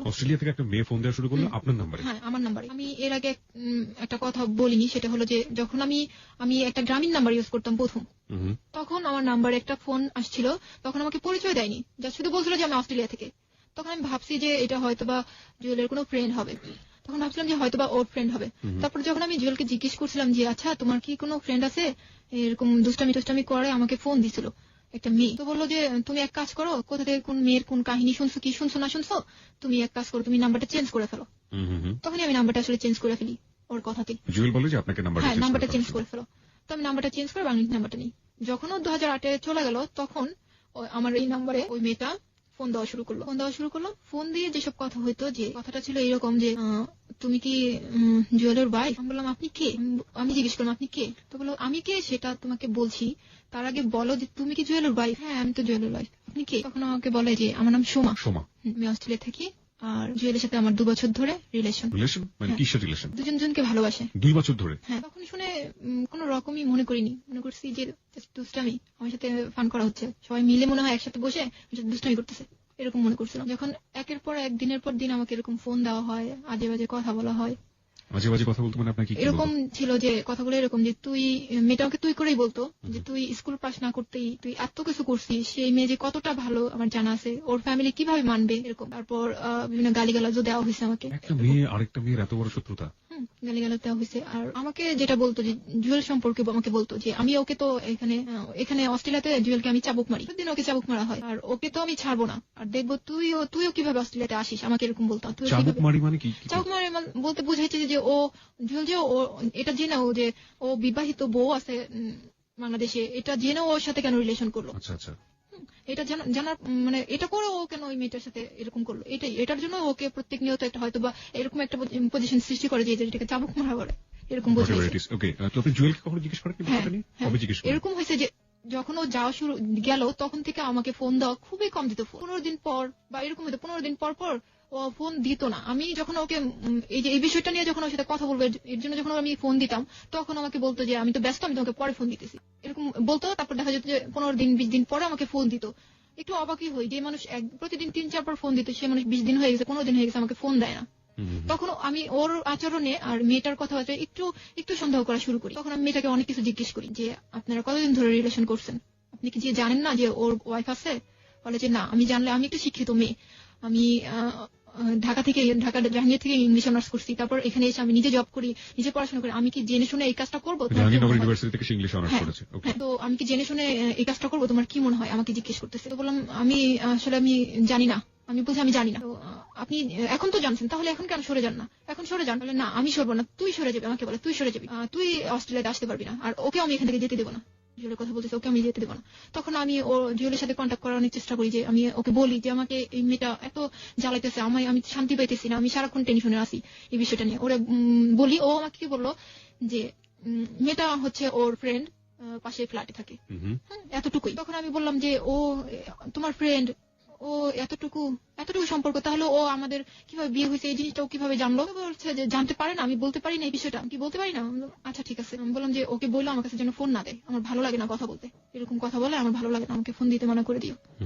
তো বললাম যে আচ্ছা ঠিক আছে। কিন্তু এটা কিন্তু হয়নি, আমাকে রেগুলার ফোন দিত, রেগুলার মেয়েটা আমাকে ফোন দিত, কিন্তু জুয়েল কিন্তু রেগুলার ফোন দেওয়া বন্ধ করে দিল। রেগুলার ফোন দিত, কথাগুলো ঠিক এইরকমই ছিল যে তুই খারাপ মেয়ে, তুই নষ্ট মেয়ে, তোর বাবা মা কিভাবে পারলো মেয়েকে ছেড়ে দিল, একটা ছেলের পিছনে ঈদ করে দিল, ও জুয়েলকে বড় পাইছিস, টাকাওয়ালা পাইছিস, এই সেই, মানে যত রকমের হাবি জাবি কথা আছে সব। এগুলো শুনে আমি কিন্তু কোনো উত্তরই দিতে পারিনি। আমি শুধু মেয়েটার কথা শুনে কান্নাকাটি করছি, কোনো উত্তর দিতে পারিনি। আমি শুধু অবাক হয়েছি একটা বিষয়, যে আমি একদিন একটা মেসেজ দিছি জুয়েলকে। সেই মেসেজটা আমাকে জুয়েল রিপ্লাই না করে ওই মেয়েটা আমাকে রিং দিয়ে রিপ্লাই করছে যে তুমি এই মেসেজটা যে পাঠাইছো, জুয়েল তো নাই, জুয়েল তো ওর ফোনটা রেখে কাজে গেছে, এরকম বলছে। আমি তাও বিশ্বাস করিনি মেয়েটার কথা, বিশ্বাস করিনি। আমি কি করছি, ওর পার্সোনাল নাম্বারে ফোন দিছি। ফোন দেওয়ার পর দেখি মেয়েটাই রিসিভ করছে। আমি হ্যালো না বলে মেয়েটার কণ্ঠটা শুনেই আমি লাইনটা কেটে দিছি। তারপর আমি কেটে দেওয়ার পরে যখন আমি আর কোনো মেসেজ, কোনো ফোন, কোনো কিছু দেইনি। তার কিছুক্ষণ পরেই যখন জুয়েল বাসায় ফিরছে, মনে হয়, আমি জানি না কেন জানি ও আমাকে ফোন দিছে, হয়তোবা ওই মেয়েটার কাছেই শুনছে যে আমি ফোন দিছি, মেয়েটা রিসিভ করছে, এরকম শোনার পর আমাকে ফোন দিছে হয়তোবা। ফোন দেওয়ার পর যখন ও ফোন দিছে, তখনই আমি সাথে সাথে জিজ্ঞেস করছি, আচ্ছা তুমি আমাকে একটা প্রশ্নের অ্যান্সার দিবা? বলো যে কি? বলছি যে একটা মেয়ে কতটুকু অধিকার দিলে তোমার পার্সোনাল ফোনটা রিসিভ করতে পারে? তখন ও আমাকে বলে যে আসলে কি, আমার ফোনটা তো আমি রেখে গেছি, ওর একটা ফ্রেন্ড ছিল রেজন নাম, তো বললো যে রেজনকে বলছিলাম ফোনটা নিয়ে আসার জন্য, ও নিয়ে আসেনি, এর মধ্যে দেখছি যে আমার ফোনটা বাজতেছে, তো সোমা রিসিভ করছে, এরকম বোঝাইলো আমাকে। আমি বললাম আচ্ছা রিসিভ করছে ভালো কথা, আমাকে এত বাজে বাজে কথা কেন বলে? তুমি কি কিছু বলবা? তুমি কি আমাকে সত্যিটা বলবা, আসলে কি হয়েছে, সমস্যা কোন জায়গায়, বা তোমার সাথে মেয়েটার কি কোনো রিলেশন? তুমি আমাকে বলো। কিছুই বলে না, যে না আমার মেয়েটার সাথে কিছুই না, মেয়েটার সাথে আমার কিচ্ছু না। যখনই আমি এই কথা তুলি, একটা বিষয় খেয়াল করছি যে অনেক বেশি রেগে যায়, কথাটা এড়াই যেতে চায়, বলতে চায় না যে মেয়েটার সাথে ওর কি রিলেশন, বলতে চায় না। কোনোভাবেই আমি জানতে পারি না মেয়েটার সাথে ওর কি সম্পর্ক। তারপর যাই হোক, এরকম করে 1টা বছর মেয়েটা আমাকে ফোন দেয়, 1টা বছর ওর সাথে, মেয়েটার সাথে কন্টিনিউ কথা বলি, এরকম ও আমার বিষয় জানতে পারে, আমি ওর বিষয় জানতে পারি। তারপরে আমি একটা অনুষ্ঠানে যাই, সেখানে হঠাৎ করে মেয়েটা ফোন দেয়, তো আমি মেয়েটার সাথে এত বাজে বাজে কথা বলতেছিল যে আমি ওর সাথে পারতেছিলাম না, কথার অ্যান্সার দিতে পারতেছিলাম না। তখন আমার এক আন্টি ছিল, যে আন্টির কথা আমি বলছি, অ্যাডভোকেট, ওই আন্টি ছিল সাথে আমার। আমি আন্টিকে ফোনটা দিয়ে দিছি, আন্টি দেখেন মেয়েটা আমাকে কি বলতেছে, এত খারাপ কথা বলছে। তো মেয়েটাও গালাগালি করতেছে, আন্টিও অনেক গালাগালি করছে। তার কিছুক্ষণ পর অনুষ্ঠান শেষ করে আমি যখন বাসার দিকে ফিরতেছি, তখন আমি দেখি যে জুয়েলের যে পার্সোনাল নাম্বার আছে ওটা থেকে আমাকে ফোন আসছে। ফোন আসার পর ও আমাকে এই ফোনটা ছিল ওর অনেকদিন পরে, প্রায় 20 দিন কি 25 দিন পর আমাকে ফোনটা দেওয়া। এই ফোনটা দেওয়ার পরে যে আমাকে কথাগুলো খুব খারাপ করে বলতেছিল, জুয়েল, হ্যাঁ খারাপ করে বলতেছিল, এবং তুই করে বলতেছিল। হ্যাঁ ফার্স্ট টাইম আমাকে তুই করে বলতেছিল। আমি ওরে কিছুই বলিনি, কিছুই বলতে পারিনি। আমি শুধু বলছি যে আমি মেয়েটাকে গালাগালি করছি, সেটা তোমার লাগছে, আর মেয়েটা যে আমাকে এত কিছু বলছে, আমি যে তোমার কাছে এতবার বললাম যে মেয়েটা আমাকে এত কিছু বললো, সেটা তোমার একটুও লাগলো না? আমি তোমার ওয়াইফ, ও আমাকে এত কিছু বলছে, সেটা আমি তোমার কাছে বললাম, তুমি সেটা নিয়ে কোনো প্রতিবাদ করলো না, আর মেয়েটাকে আমি বকা দিছি, সেটাতে তুমি আমাকে এরকম গালাগালি করতেছো। বলে যে তখনই আমাকে ফার্স্ট বললো যে তুই এখনো পেপারটা হাতে পাস নাই। বললাম যে কিসের পেপার? তো তখনই আমাকে বললো যে পাবি, জলদি তুই একটা পেপার পাবি। সেদিনই কথা বলার পর ওর কথা সহ্য করতে না পেরে আমি এক প্রকার লাইনটা কেটে দিই, কথা বলতে চাই না, বাসায় চলে আসি। সারাক্ষণ একটা টেনশন যে কি হইতেছে। আর দেখা যাচ্ছে মিনিটে আমাকে ফোন দিত মেয়েটা, হ্যাঁ একটু পর ফোন দিত। একদিন ফোন দিছে, ফোন দেওয়ার পর দেখি যে আমাকে বলছে যে তোর মেয়েটা বলতে চায় তোর জুয়েল বাবার সাথে কথা বলিস না এখন, এরকম বলতেছে। এখন আমিও বলছি যে যদি তোর সাহস থাকে তাহলে তুই তোর জুয়েল বাবাকে ফোনটা দে, এরকম বলছি আমি। তো ফোনটা না দিয়ে দুজন ওই ফোনটা কাটিনি, নাই কেটে ওরা দুজন ওখানে ঝগড়া করতেছে, আমি শুনতেছি। দুজনেই খুব ঝগড়া করতেছে, তুই তোমারই করে কথা বলতেছে, আমি এগুলো শুনতেছি। তখন আমি আবার রিপিট করেন ওই জায়গাটা, দুজন ঝগড়া করতেছে। হ্যাঁ, দুজন ঝগড়া করতেছি, ফোনটা কিন্তু কাটিনি, আমি শুনতেছি এই পাশ থেকে যে ওরা ঝগড়া করতেছে এবং দুজনে তুই তুই করে কথা বলতেছে, আমি শুনতেছি। তখন আমি বুঝতে পারলাম যে ওরা একসাথেই থাকে এবং একসাথে ওরা বসবাস করতেছে, ওদের মধ্যে অবশ্যই কোনো রিলেশন আছে। তখন আমি বুঝতে পারছি। তারপর আমি ওদের ফোনটা কেটে বাসায় আসি, বাইরে ছিলাম আমি। বাসায় এসে তারপর আমি আম্মুকে সেদিন আমি সব বলছি, আম্মু আমাকে এই মেয়েটা আমাকে ফোন দেয় এবং এই যে এগুলো কথা বলে। তো আমার আম্মু বলে তুমি জুয়েলকে বলছো? বলছি, জুয়েল আমার সাথে এই করতেছে, জুয়েল আমাকে এই ভাষায় কথা বলছে, জুয়েল আমাকে এই গালিটা দিছে, এরকম বলছি। তখন আমার মা ওর সাথে কথা বলার জন্য অনেক চেষ্টা করছে, কিন্তু যখনই আমি ফোন দেই ও তো ফোন দেওয়া বন্ধই করে দিছে, ও টোটালি ফোন বন্ধ করে দিছে যে আমাকে আমার ফোন দিবেই না। আমি অনেক চেষ্টা করছি ওর সাথে কথা বলার জন্য, অনেক ফোন দিছি। দেওয়ার পর ও ফোন রিসিভ করলে ও যখনই দেখে যে আমার ভয়েসটা, তখনই ও লাইন কেটে দেয়। যখনই আমার ভয়েসটা শুনে তখনই ও লাইনটা কেটে দেয়। তারপর আমার কিছুতেই যোগাযোগ করতে পারি না, না আমার বাবা মার সাথে কথা বলে দিতে পারতেছি, না আমার সাথে কথা বলে। আমি জানতেই পারলাম না যে কেন ও এরকম করতেছে, আমাকে সরাসরি কেন বলে না, কিছুই না বলতেছে মেয়েটার সাথে রিলেশন আছে, না আমাকে কিছু বলতেছে, মেয়েটাকে দিয়ে আমাকে গালাগালি করতেছে। আর মেয়েটা যখন বলতেছে তখন ও আমাকে রিং করে গালাগালি করতেছে। এই অবস্থা চলতেছে 2009 সাল নভেম্বরের 23 তারিখ আমি একটা পেপার হাতে পাই। পেপারটা ছিল এরকম যে স্বামী কর্তৃক তালাকের নোটিশ। পেপারটা আমার সামনে রয়েছে, আমি একটু আমাদের শ্রোতাদেরকে পড়ে শোনাতে চাই। 2009 সালে কত সালে পেয়েছিলেন এটা? 2009 সালের কত তারিখ? নভেম্বরের 23। 1961 ইংরেজি সালের মুসলিম পারিবারিক আইন এর 7-এর 1 ধারা মতে স্বামী কর্তৃক তালাকের নোটিশ। জনাবাদ, যথাযথ সম্মানপূর্বক আমি নিম্ন স্বাক্ষরকারী, আপনার হাজবেন্ডের নাম, তার পিতার নাম এবং তার গ্রাম ঠিকানা, তারপরে হলো এখানে care of professor Habiba Begum, উনি ওনার বাড়িতেই ওনারা মানে ভাড়া থাকে, ওনার কেয়ার অফ দেওয়া আছে ওনাকে। আর এখানে যেটা আছে যে নিকানামা, আপনাদের বিয়ে হয়েছিল 2002 তারিখে। না, এটা ও এখানে একটা কথা আছে, যেহেতু ও বিয়ের তারিখটা ঠিক মতো লিখতে পারে না। এখানে যে কাজটা হয়েছে, ও যে তারিখটা দিচ্ছে তালাকের তারিখটা, সেটা হচ্ছে 2008-এ যখন ও দেশে আসছে, যখন ও এখান থেকে যায়, সেই তারিখটা কিন্তু ও দিয়ে তালাকটা পাঠাইছে, কিন্তু পেপারটা কিন্তু আমি টানা 1 বছর পর পাইছি। আচ্ছা, তার মানে ও দেশে এসে যখন আপনার সাথে ভালো ব্যবহার করেছে তখন কিন্তু ওই পেপারটা ও সাইন করছে, মানে ও দেখাইছে যে ওই তারিখে যাওয়ার সময় আমি এই তালাকটা দিয়ে গেছি। এখানে যে রেজিস্টার অফিসের আমি সিল সাপোর্টটা পাচ্ছি, সেটা হচ্ছে ডেমারিয়া থানা, কেরানীগঞ্জ জেলা। কেরানীগঞ্জ থেকেও জিনিসটা করেছে। কেরানীগঞ্জে কি আপনার জানা মতে? না, আমার জানা মতে ওখানে আমি কাউকে চিনি না, বা ওর কেউ আছে আমার মনে হয় না। ওকে, তাহলে সালটা মানে ডেটটা পিছনে দিয়ে সে কাজটা করেছে। আপনার নাম আছে এখানে এবং আপনার বাসার অ্যাড্রেস, তারপরে লিখেছে বিবাহ পর হইতে আপনার কারণ যেটি দেখিয়েছে, উক্ত স্ত্রী স্বামীকে মানসিকভাবে নির্যাতন করে, টাকা পয়সা দাবি করে, মনের অমিল বনিবানা হয় না। তারপরে লিখেছে যাহা শরীয়তের সম্পূর্ণ পরিপন্থী বিধায় 27/1/2009 ইংরেজি তারিখে আমি নিম্ন স্বাক্ষরকারী স্বেচ্ছায় সজ্ঞানে সুস্থ মস্তিষ্কে অন্যের বিনা প্ররোচনায় আপনার নাম 1 তালাকে বায়েন করিয়া বিবাহ বন্ধন ছিন্ন করিলাম। তারপরে মর্মতকরণ হলো, নিবেদক হচ্ছে আপনার হাজবেন্ডের নাম, ওর সাইন তো না এখানে, মোহাম্মদ আব্দুল্লাহ আল কাউসার। এটা কি ওর সাইন? না, এটা আমার মনে হয় না যে ওর হাতের লেখা। নিবেদক মোহাম্মদ আব্দুল্লাহ আল কাউসার। আপনার বিবাহের কাবিননামাটা কই? এখানে আছে। আপনার বিবাহের কাবিননামায় ওর হাতের সাইনটা কই? এখানে তো এখানে না, এখানে আপনাদের দুজনের সাইনই তো অবশ্যই নিশ্চয়ই থাকবে। এই যে আব্দুল্লাহ আল কাউসার, রাইট?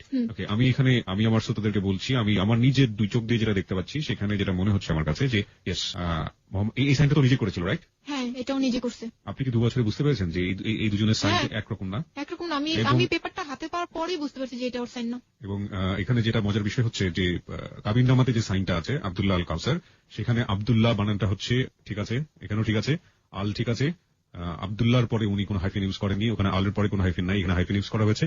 কাউসার বানানে ও লিখেছে কয় আকার রস্যৌ মূর্ধন্য শয় আকার আর বয়শূন্য র। কিন্তু তালাক নামাতে দেখলাম কাউসার বানানে লেখা হয়েছে কয় আকার ও, এখানে রস্যৌটা নেই এবং হাতের লেখার মধ্যে কোনো মিল নেই। তার মানে এটা আপনার হাজবেন্ডের সাইন না, কিন্তু আপনার হাজবেন্ড যে কোনো কাউকে দিয়ে এই কাজটি করিয়েছে। এবং এখানে কেরানীগঞ্জ থানার সিলসাপুর সরকারি অফিসারে যেটা থাকার কথা সেটা এখানে আছে। কি স্টোরির মুখোমুখি হয়েছে বাবা আজকে। ওকে, তারপরে এটা পাওয়ার পরে কি হলো, কি করলেন? এটা পাওয়ার পরে আমি তো যখন হাতে পাই তখন তো মানে হয়ে গেছে, একদমই শক্ত হয়ে গেছি। কি করব কিছুই বুঝতে পারিনি। ওর সাথে যোগাযোগের অনেক চেষ্টা করছি, ওর ফ্যামিলিতে যোগাযোগের চেষ্টা করলাম। ওর ফ্যামিলিতে কি হয়েছে যে ওর বাবা মার সাথে আমাকে কথা বলতে দেয় না। আমি যে নাম্বারটায় ফোন দিতাম সেই নাম্বারটা ব্যবহার করতো ওর ভাই, ওর বড় ভাই। ওর ভাইকে যখন আমি ফোন দিলাম, আমি তখন বললাম যে আমাকে একটু মাকে দেন, আমি একটু কথা বলবো, আমার মার সাথে একটু কথা আছে। তখন বললো যে যা বলার তুমি আমার সাথেই বলো। বড় ভাইটা বললো যা বলার তুমি আমার সাথেই বলো। আমি বললাম যে আপনার ভাই এরকম করার মানে কি, মানে তার সাথে তো আমার কিছুই হয়নি, না ঝগড়াঝাটি কিছুই হয়নি, তাহলে হঠাৎ করে পেপার পাঠায় দিল আমি তো কিছুই বুঝলাম না কি হয়েছে, আপনাদের সাথে কি কিছু বলছে বা আপনারা কি জানেন, এরকম জিজ্ঞেস করলাম। তো ভাইয়ার অ্যান্সারটা ছিল এরকম যে তোমরা জানো যে তোমাদের মাঝে কি হয়েছে সেটা তোমরা জানো, আমরা জানি না, এরকম অ্যান্সার। তারপরেও আমি অনেকবার অনেক নাম্বারে ফোন দিয়ে আমার শাশুড়ির সাথে কথা বলতে চাইছি, কিন্তু আমার শাশুড়িকে আমি পাইনি। তার সাথে আমার একবার কথা হয়েছিল, সেটা হলো যে আমি একবারই কথা বলছি, সেদিনই সে আমাকে বলছিল যে আমি এই মেয়েকে ঘরে তুলবো, এরকম একটা কথা আমাকে বলছিল। সেই কথাটাই আমি বলতে চাইছিলাম যে মা আপনি তো এই কথাটা আমাকে বলছিলেন, তাহলে কেন, কি কারণে আমাকে এই পেপারটা আমাকে পাঠানো হলো? এই পেপারটা তো মানে আপনাদের জানাই করা হয়েছে, আমি কখনোই ওনাদের সাথে যোগাযোগ করতে পারিনি। শামীমা সুলতানা শানু, এই স্বাক্ষরটা কি আপনার? এটা আপনার হাজবেন্ডের স্বাক্ষর। ওকে, আমাকে একটু বলেন তো যে আপনারা যেই লোকটাকে ধরার জন্য এত একদম ফর্মালি একটা ব্যবস্থা করলেন, তাকে ওখানে লোকজন পাঠিয়ে ধরে নিয়ে আসা হলো, এই পেপারটা পেয়েছেন আপনারা 2009 সালে, আপনারা আইনি কোনো ব্যবস্থা নিয়েছেন? এরপরে কেন নেননি? নিইনি। আমি যখনই আইনের ব্যবস্থা নেব, এটা আমি বলি আমার একটা আন্টি অ্যাডভোকেট, আমি তার কাছে এটা নিয়ে যাওয়ার পর আমার আন্টি বলে যে এটা নাকি জুয়েলের সাইন না, আর যেহেতু জুয়েল দেশের বাইরে, এটা দিয়ে এখনই কিছু করা যাবে না, এরকম একটা কথা আমাকে বলছে যে কিছুই করতে পারবো না, ছেলে দেশে আসলে তারপর আমি বললাম যে ছেলে যদি কখনোই দেশে না আসে তাহলেও কি কিছু করার নাই? তখন বললো তুমি একটু অপেক্ষা করো, আমি দেখি কি করা যায়। কিন্তু এই পর্যন্ত আমার আন্টি বলতে হচ্ছে আমাকে যে আমার আন্টি আমাকে কোনো হেল্পই করেনি। আমার মাকে বলি যে মা তুমি একটু যা আন্টিকে বলো না যে এটা নিয়ে ঝুলে আসি কেন, এটা নিয়ে কিছু একটা করো। যখন যাই তখন বলি যে আমার আম্মুরে বলি কি যে তুমি একটু আন্টিকে ছাড়া অন্য উকিলকে বলো। যখনই যায় বা কারো কাছে আলাপ করে তখনই গাদা গাদা টাকা চায়। আর আমি একবারই তো বললাম যে আমার ফ্যামিলিতে ওরকম কোনো নাই। আর একটা কথা যে আমি প্রচন্ড ভয় পাই, যেটা যে আমার সাথে যখন জুয়েলের কথা হয়েছে, আমি ইদানিং এর কথা বলবো, 2 সপ্তাহ আগের কথা, যে 2 সপ্তাহ আগে যখন আমি কথা বলছি ওর সাথে, তখন এরকম ছিল যে আমি একটা নতুন একটা সিম নিই, নেওয়ার পরে ওটা থেকে আমি একটা মেসেজ দিই ওকে। মেসেজটা ছিল এরকম, কেমন আছো, তুমি আমাকে চেনো, এরকম একটা মেসেজ ছিল। এই মেসেজটা পাওয়ার সাথে তো আমার ওই নতুন নাম্বারে ফোন দিই। তারপর তখন আমি ওর সাথে কথা বলে আমি জানতে পারি যে আমি যদি কোনো আইনি কাজে যাই তাহলে ও আমাকে ফাঁসাবে, মানে ও আমার নামে উল্টা কেস করবে, এরকম ভয়ভীতি আমাকে দেখাচ্ছে। আমাকে বলে তুমি ঝামেলা করবো, আমি ঝামেলা করবো, তুমি নর্মালি থাকবো, আমিও নর্মালি থাকবো। তখন আমি বললাম এক কথা পরিপ্রেক্ষিতে ও বলতেছে যে তোমার সাথে আমার সব রিলেশন শেষ, তোমাকে আমি পেপার পাঠিয়ে দিছি, তো তোমার সাথে আমার কোনো রিলেশন নাই, তুমি এখন পেপার সাইন করে পাঠিয়ে দাও, তোমার যা ঝামেলা আছে আমি চুকাই দেবো, এরকম বলতেছে। তখন আমি বললাম যে পেপার সাইন করে পাঠিয়ে দিব, পেপারে তো আপনি সাইন করেননি, তাহলে আমি কিসের পেপারে সাইন করবো? তখন বলছে না আমি পেপার পাঠিয়েছি, আমি সাইন করছি, এরকম কথা বলছে, আমি সাইন করছি। তো আমি বললাম ঠিক আছে, পেপার তো সাইন করে পাঠিয়ে দিয়েছেন, ঠিক আছে সামনে দেখি আমি কি করতে পারি, এরকম। যখন এই কথাটা বলছি সাথে সাথে আমাকে বলে কি তুই করে যে তুই আমার মা বাবাকে আমার মা বাবার যদি কোনো ক্ষতি করিস, তুই 50,000 টাকা খরচ করবি, আমি 50 লাখ টাকা খরচ করবো, কিন্তু আমার বাবা মার কিছু হতে দেবো না, এরকম। আর তুই যদি কিছু না করিস আমিও তোর কিছু করবো না, তুই আমার কাছ থেকে অনেক টাকা পয়সা নিছিস, আমাকে বলে তুই আমার কাছে অনেক টাকা পয়সা নিছিস, আমি উল্টা তোর নামে কেস করে দেবো। শুধু আমি জানি না, আমি ভয়েই সামনে আগাইনি, যে আমি যদি এখন কিছু করতে যাই দেখা যাবে যে আমি ওর সাথে পারবো না, কারণ ওর এখন অনেক টাকা পয়সা আর আমার কিছুই নাই, আমার কাছে কিছুই নাই যে আমি সামনে আগাবো। ওকে, এই তো আপনার গল্প, তাই না? আর কিছু বলার আছে? আর কিছু বলতে চান আপনি? আর কি বলবো, আমার এখানে আরেকটা কথা আছে যে ভাইয়া ও হচ্ছে আমাকে জিজ্ঞেস করছিল যে তুমি কি চাও, তুমি এখন কি চাও। আমি যখন মেসেজটা দিছি তখন আমাকে ফোন দিয়ে বলছিল যে তুমি এখন কি চাও। আমি বলছি যে আমি কি চাই সেটা না, আমি কি চাই সেটা তো আপনি জানেন যে আমি কি চাই, তুমি কি আমার সাথে সংসার করবা? আপনি কি সংসার আপনি যদি এটা চিন্তা করতেন যে আমি সংসার করবো তাহলে তো আপনি পেপারটা পাঠাইতেন না, তাহলে আপনি আমার সাথে ডিসকাস করতেন যে শানু তুমি কেন পড়াশোনাটা করো নাই, তুমি পড়াশোনা করো তাহলে আমি তোমার সাথে সংসার করবো। আপনি কখনোই আমাকে বলেননি, কখনো আপনার জোর ছিল না। আজকে আপনি আমি এগুলো ওকে বলছি যে আপনি আজকে আমার সাথে সবার স্বীকার করতেছেন যে আপনি আমার সাথে এটা করেননি, এটা করছেন, এটা করেননি। আচ্ছা, আপনাকে যে তালাকনামাটা পাঠিয়েছে, আপনার এখানে কাবিনে উল্লেখ করা আছে 5 লাখ টাকা হচ্ছে আপনার কাবিন নামায়, তার কোনো টাকা কি ও আপনাকে দিয়েছে? না, দেয়নি। তালাকনামার একটা মজার বিষয় আমি আসলে এটা প্রথম দেখছি আমার জীবনে। এখানে তালাকনামা এগ্রি করার যদি কোনো ব্যাপার থেকে থাকে তাহলে তালাকনামায় যার নামে তালাক দেওয়া হলো তারও একটা স্বাক্ষর করার বোধহয় কোনো একটা ব্যবস্থা থাকা উচিত ছিল, কিন্তু এখানে কোনো সেরকম কোনো জায়গাও নেই। আমার এই গল্পটা শোনার পরে আমার বেশ কয়েকটা প্রশ্ন আমার মাথার মধ্যে এসছে। প্রথমত হচ্ছে যে শানুর যখন জীবনে এই ঘটনাটা ঘটেছিল তখন সে ক্লাস 8-এ পড়ে, এবং এই ঘটনা ওইরকম সময়ে ঘটে যাওয়ার যে ব্যাপারটা সেটা ঠেকানো সম্ভব ছিল যদি পরিবারে সবসময় বাবা না থাকলে, বাবা থাকে না সাধারণত আমাদের বাংলাদেশের মতো সোসাইটিতে আমরা দেখি যে বাবাই কাজ করেন, মা ঘর সামলান। তো আমি একটা জিনিস দেখতে পেয়েছি যে বাবা থাকেন না এবং মাও থাকেন না, ওই সময় ঘটনাটা ঘটে গিয়েছে। শানুর পক্ষে ব্যাপারটা আসলে আকস্মিকই বলা যায়, কিন্তু যে ছেলের দ্বারাই ঘটনাটা হলো, শানুর বর জুয়েল, তখন তার বয়স কিন্তু 18 বছর, মানে সে কোয়াইট ম্যাচিউর, অনেকটাই ম্যাচিউর। 1 2 নম্বর যেটা হচ্ছে সেটা হচ্ছে শানুর বয়স যখন 14 বছর এবং সামাজিকভাবে যাতে হেয় প্রতিপন্ন না হন এবং শানুর বরের বয়স যখন 18 বছরের মতো, সেই সময়ে তাদেরকে সামাজিকভাবে হেয় প্রতিপন্ন না করার জন্য এমন একটি কাজ করা হলো, মানে জোর করে বিয়ে দিয়ে দেওয়ার যে ব্যাপারটা, ধরে নিয়ে এসে বিয়ে করে দেওয়া, এটার আসলে কি সারা জীবনের জন্য কোনো সমাধান ছিল? আমরা গ্রামে এক সময় দেখতাম যে গ্রামে এরকম গল্প আমরা শুনেছি, হ্যালো 8920 আমরা এরকম অনেক গল্প পেয়েছি, ছেলে মেয়ে কোনো রকম এদিক ওদিক হয়েছে তো ধরে জোর করে বিয়ে দিয়ে দাও। এরা তো মোটামুটি এডুকেটেড ছিল এবং এমন একটি জায়গায় ঘটনাটি ঘটেছে যেখানে অনেক শিক্ষিত মানুষ, তাহলে একই রকম ঘটনার পুনরাবৃত্তি কেন হলো? যদি বিয়েটা বেবির জন্যই হয়ে থাকে, মানে যে বেবিটা কনসিভ করার জন্য হয়েছে, তাহলে বিয়ের পরে সেই বেবিটাকে মেরে ফেলতেই বা দেওয়া হলো কেন? আমার মাথার মধ্যে এরকম হাজারো প্রশ্ন। এবং মজার বিষয় হচ্ছে যে আমাদের রাষ্ট্রীয় যে প্রতিষ্ঠানগুলো রয়েছে, সেই প্রতিষ্ঠানগুলো কি চোখ নাক মুখ কান বন্ধ করে এরকম ঘটনাকে প্রশ্রয় দিচ্ছে না? কারণটা হচ্ছে এখানে নিকাহনামা যেটা আছে সেখানে কিন্তু ওদের বয়সটাকে হাইড করা হয়েছে, গোপন করা হয়েছে। দেখুন এখানে বয়স উল্লেখ করা হয়েছে, বরের বয়স 21 বছর, যেটা কোনোভাবেই শানুর কথা শুনে বোঝা যায় তার বয়স কোনোভাবেই 21 ছিল না, এবং শানু তো নিজেই স্বীকার করেছে শানুর বয়স এখানে উল্লেখ করা হয়েছে 18 বছর। আসলে তখন আমার বয়স ছিল 14 বছর, 14 বছর, যেটা শানু এখন নিজে স্বীকার করছেন। তাহলে এরকম কাজ একটা রাষ্ট্রীয় প্রতিষ্ঠান কিভাবে করেন, এটা আমার কাছে আমার দিক থেকে আমার প্রশ্ন। আরেকটা জিনিস যেটা, সেটা হচ্ছে যে শানুর পড়াশোনাটা না করা, যেটা আমি মাঝখানে একবার বলেছি যে প্রত্যেকটা মেয়ে, আমাদের সমাজে এরকম অসংখ্য মেয়ে পাওয়া যাবে যারা অনেক ভালো রেজাল্ট করার পর আমরা দেখি যে ওই সময়টা শেষ হয়ে যান, এবং যেটার ফলাফল যে আসলেই কত ভয়াবহ হতে পারে তার রেজাল্ট হচ্ছে শানু। শানুর বয়স এখন 23, শানু যখন এসএসসি পরীক্ষা দেয় 16, তার মানে শানু যদি আজকে পড়াশোনা করতো তাহলে সে অনার্স কমপ্লিট করে মাস্টার্সের দিকে এগোতো। এরকম একটা সময়ে একটা মেয়ে নিজের পায়ে দাঁড়ানোর জন্য অনেক কিছুই করতে পারে, একটা চাকরির খোঁজ করতে পারে, যে কোনো কিছু করতে পারে। কিন্তু শানু তো, আপনি কি এসএসসি পাস করেছেন? না। আপনি এসএসসি পাসও করেননি, শানু এখন কোনো একটা জায়গায় দাঁড়াতেও পারবে না। So tell me, what is the solution? সমাধানটা আসলে কি হতে পারে? ও যেটা বলছে যে ওর হাজবেন্ডের অনেক টাকা আছে। আমরা জানি যে নারীদের ক্ষেত্রে আমরা রাষ্ট্রের দিক থেকে অনেক ব্যবস্থা নিয়েছি, নারীরা চাইলেই এখন অনেক কিছু করতে পারেন। কিন্তু যেখানে এত বড় গলদ থেকে যাচ্ছে, শুরুতেই তো ভুল একটা করেছে আমাদের রাষ্ট্রীয় প্রতিষ্ঠান। কেন 14 বছর একটা মেয়েকে 18 বছর বানানো হলো? সামাজিকতা রক্ষা করার জন্য যদি তার বাবার কাজটা করে থাকেন, শেষ পর্যন্ত কি সেই সামাজিকতা রক্ষা করতে পেরেছেন? সেই কোয়ার্টারে তো থাকতে পারেনি, সেখান থেকে বের হয়ে যেতে হয়েছে। তাহলে নিজের ভাই 2 বছর তার সাথে কথা বলেন, সমাধান আসলে কি হতে পারে? টাকা দিয়ে যদি লড়ে যান সেই ছেলেটি এবং দেশের বাইরে আছেন, তাকে কিভাবে ধরে নিয়ে আসা হবে? সবকিছু মিলিয়ে একটা অনেক বড় জটিলতা, এবং এই জটিলতায় দাঁড়িয়ে আসলেই কোনো অ্যাডভাইস বা কোনো উপদেশ দেওয়া যায় কিনা আমি জানি না। আমি শুধু শানুকে ফিল করেছি, শানুর গল্পটাকে অনুভব করার চেষ্টা করেছি, বাকিটুকু আপনাদের হাতে ছেড়ে দিলাম। আপনারা প্রত্যেকের জায়গা থেকে অনুভব করুন এখানে ভুল আসলে কার। এই গল্পটা শোনার পরে অনেকেই অনেক রকমের উপদেশ দিয়ে পাঠাবেন শানুর জন্য, যেটা সবসময় বিভিন্ন গল্পে হয়ে থাকে, কিন্তু এই উপদেশগুলো আসলে না প্রতি সপ্তাহে হারিয়ে যায়। এগুলো আসলে কি জীবনের কোনো সমাধান করছে? তবে হ্যালো 8920 গল্পের সার্থকতা সেখানেই, যদি একটা গল্প শোনার পর মানুষ এরকম কোন কাজ করতে গিয়ে যদি শানুকে মাথায় রেখে সেই কাজটা থেকে বিরত থাকে, তাহলেই মূলত হ্যালো 8920 সার্থকতা। আমরা আজকে শানুর গল্পটা এখানেই শেষ করছি, একটু পরেই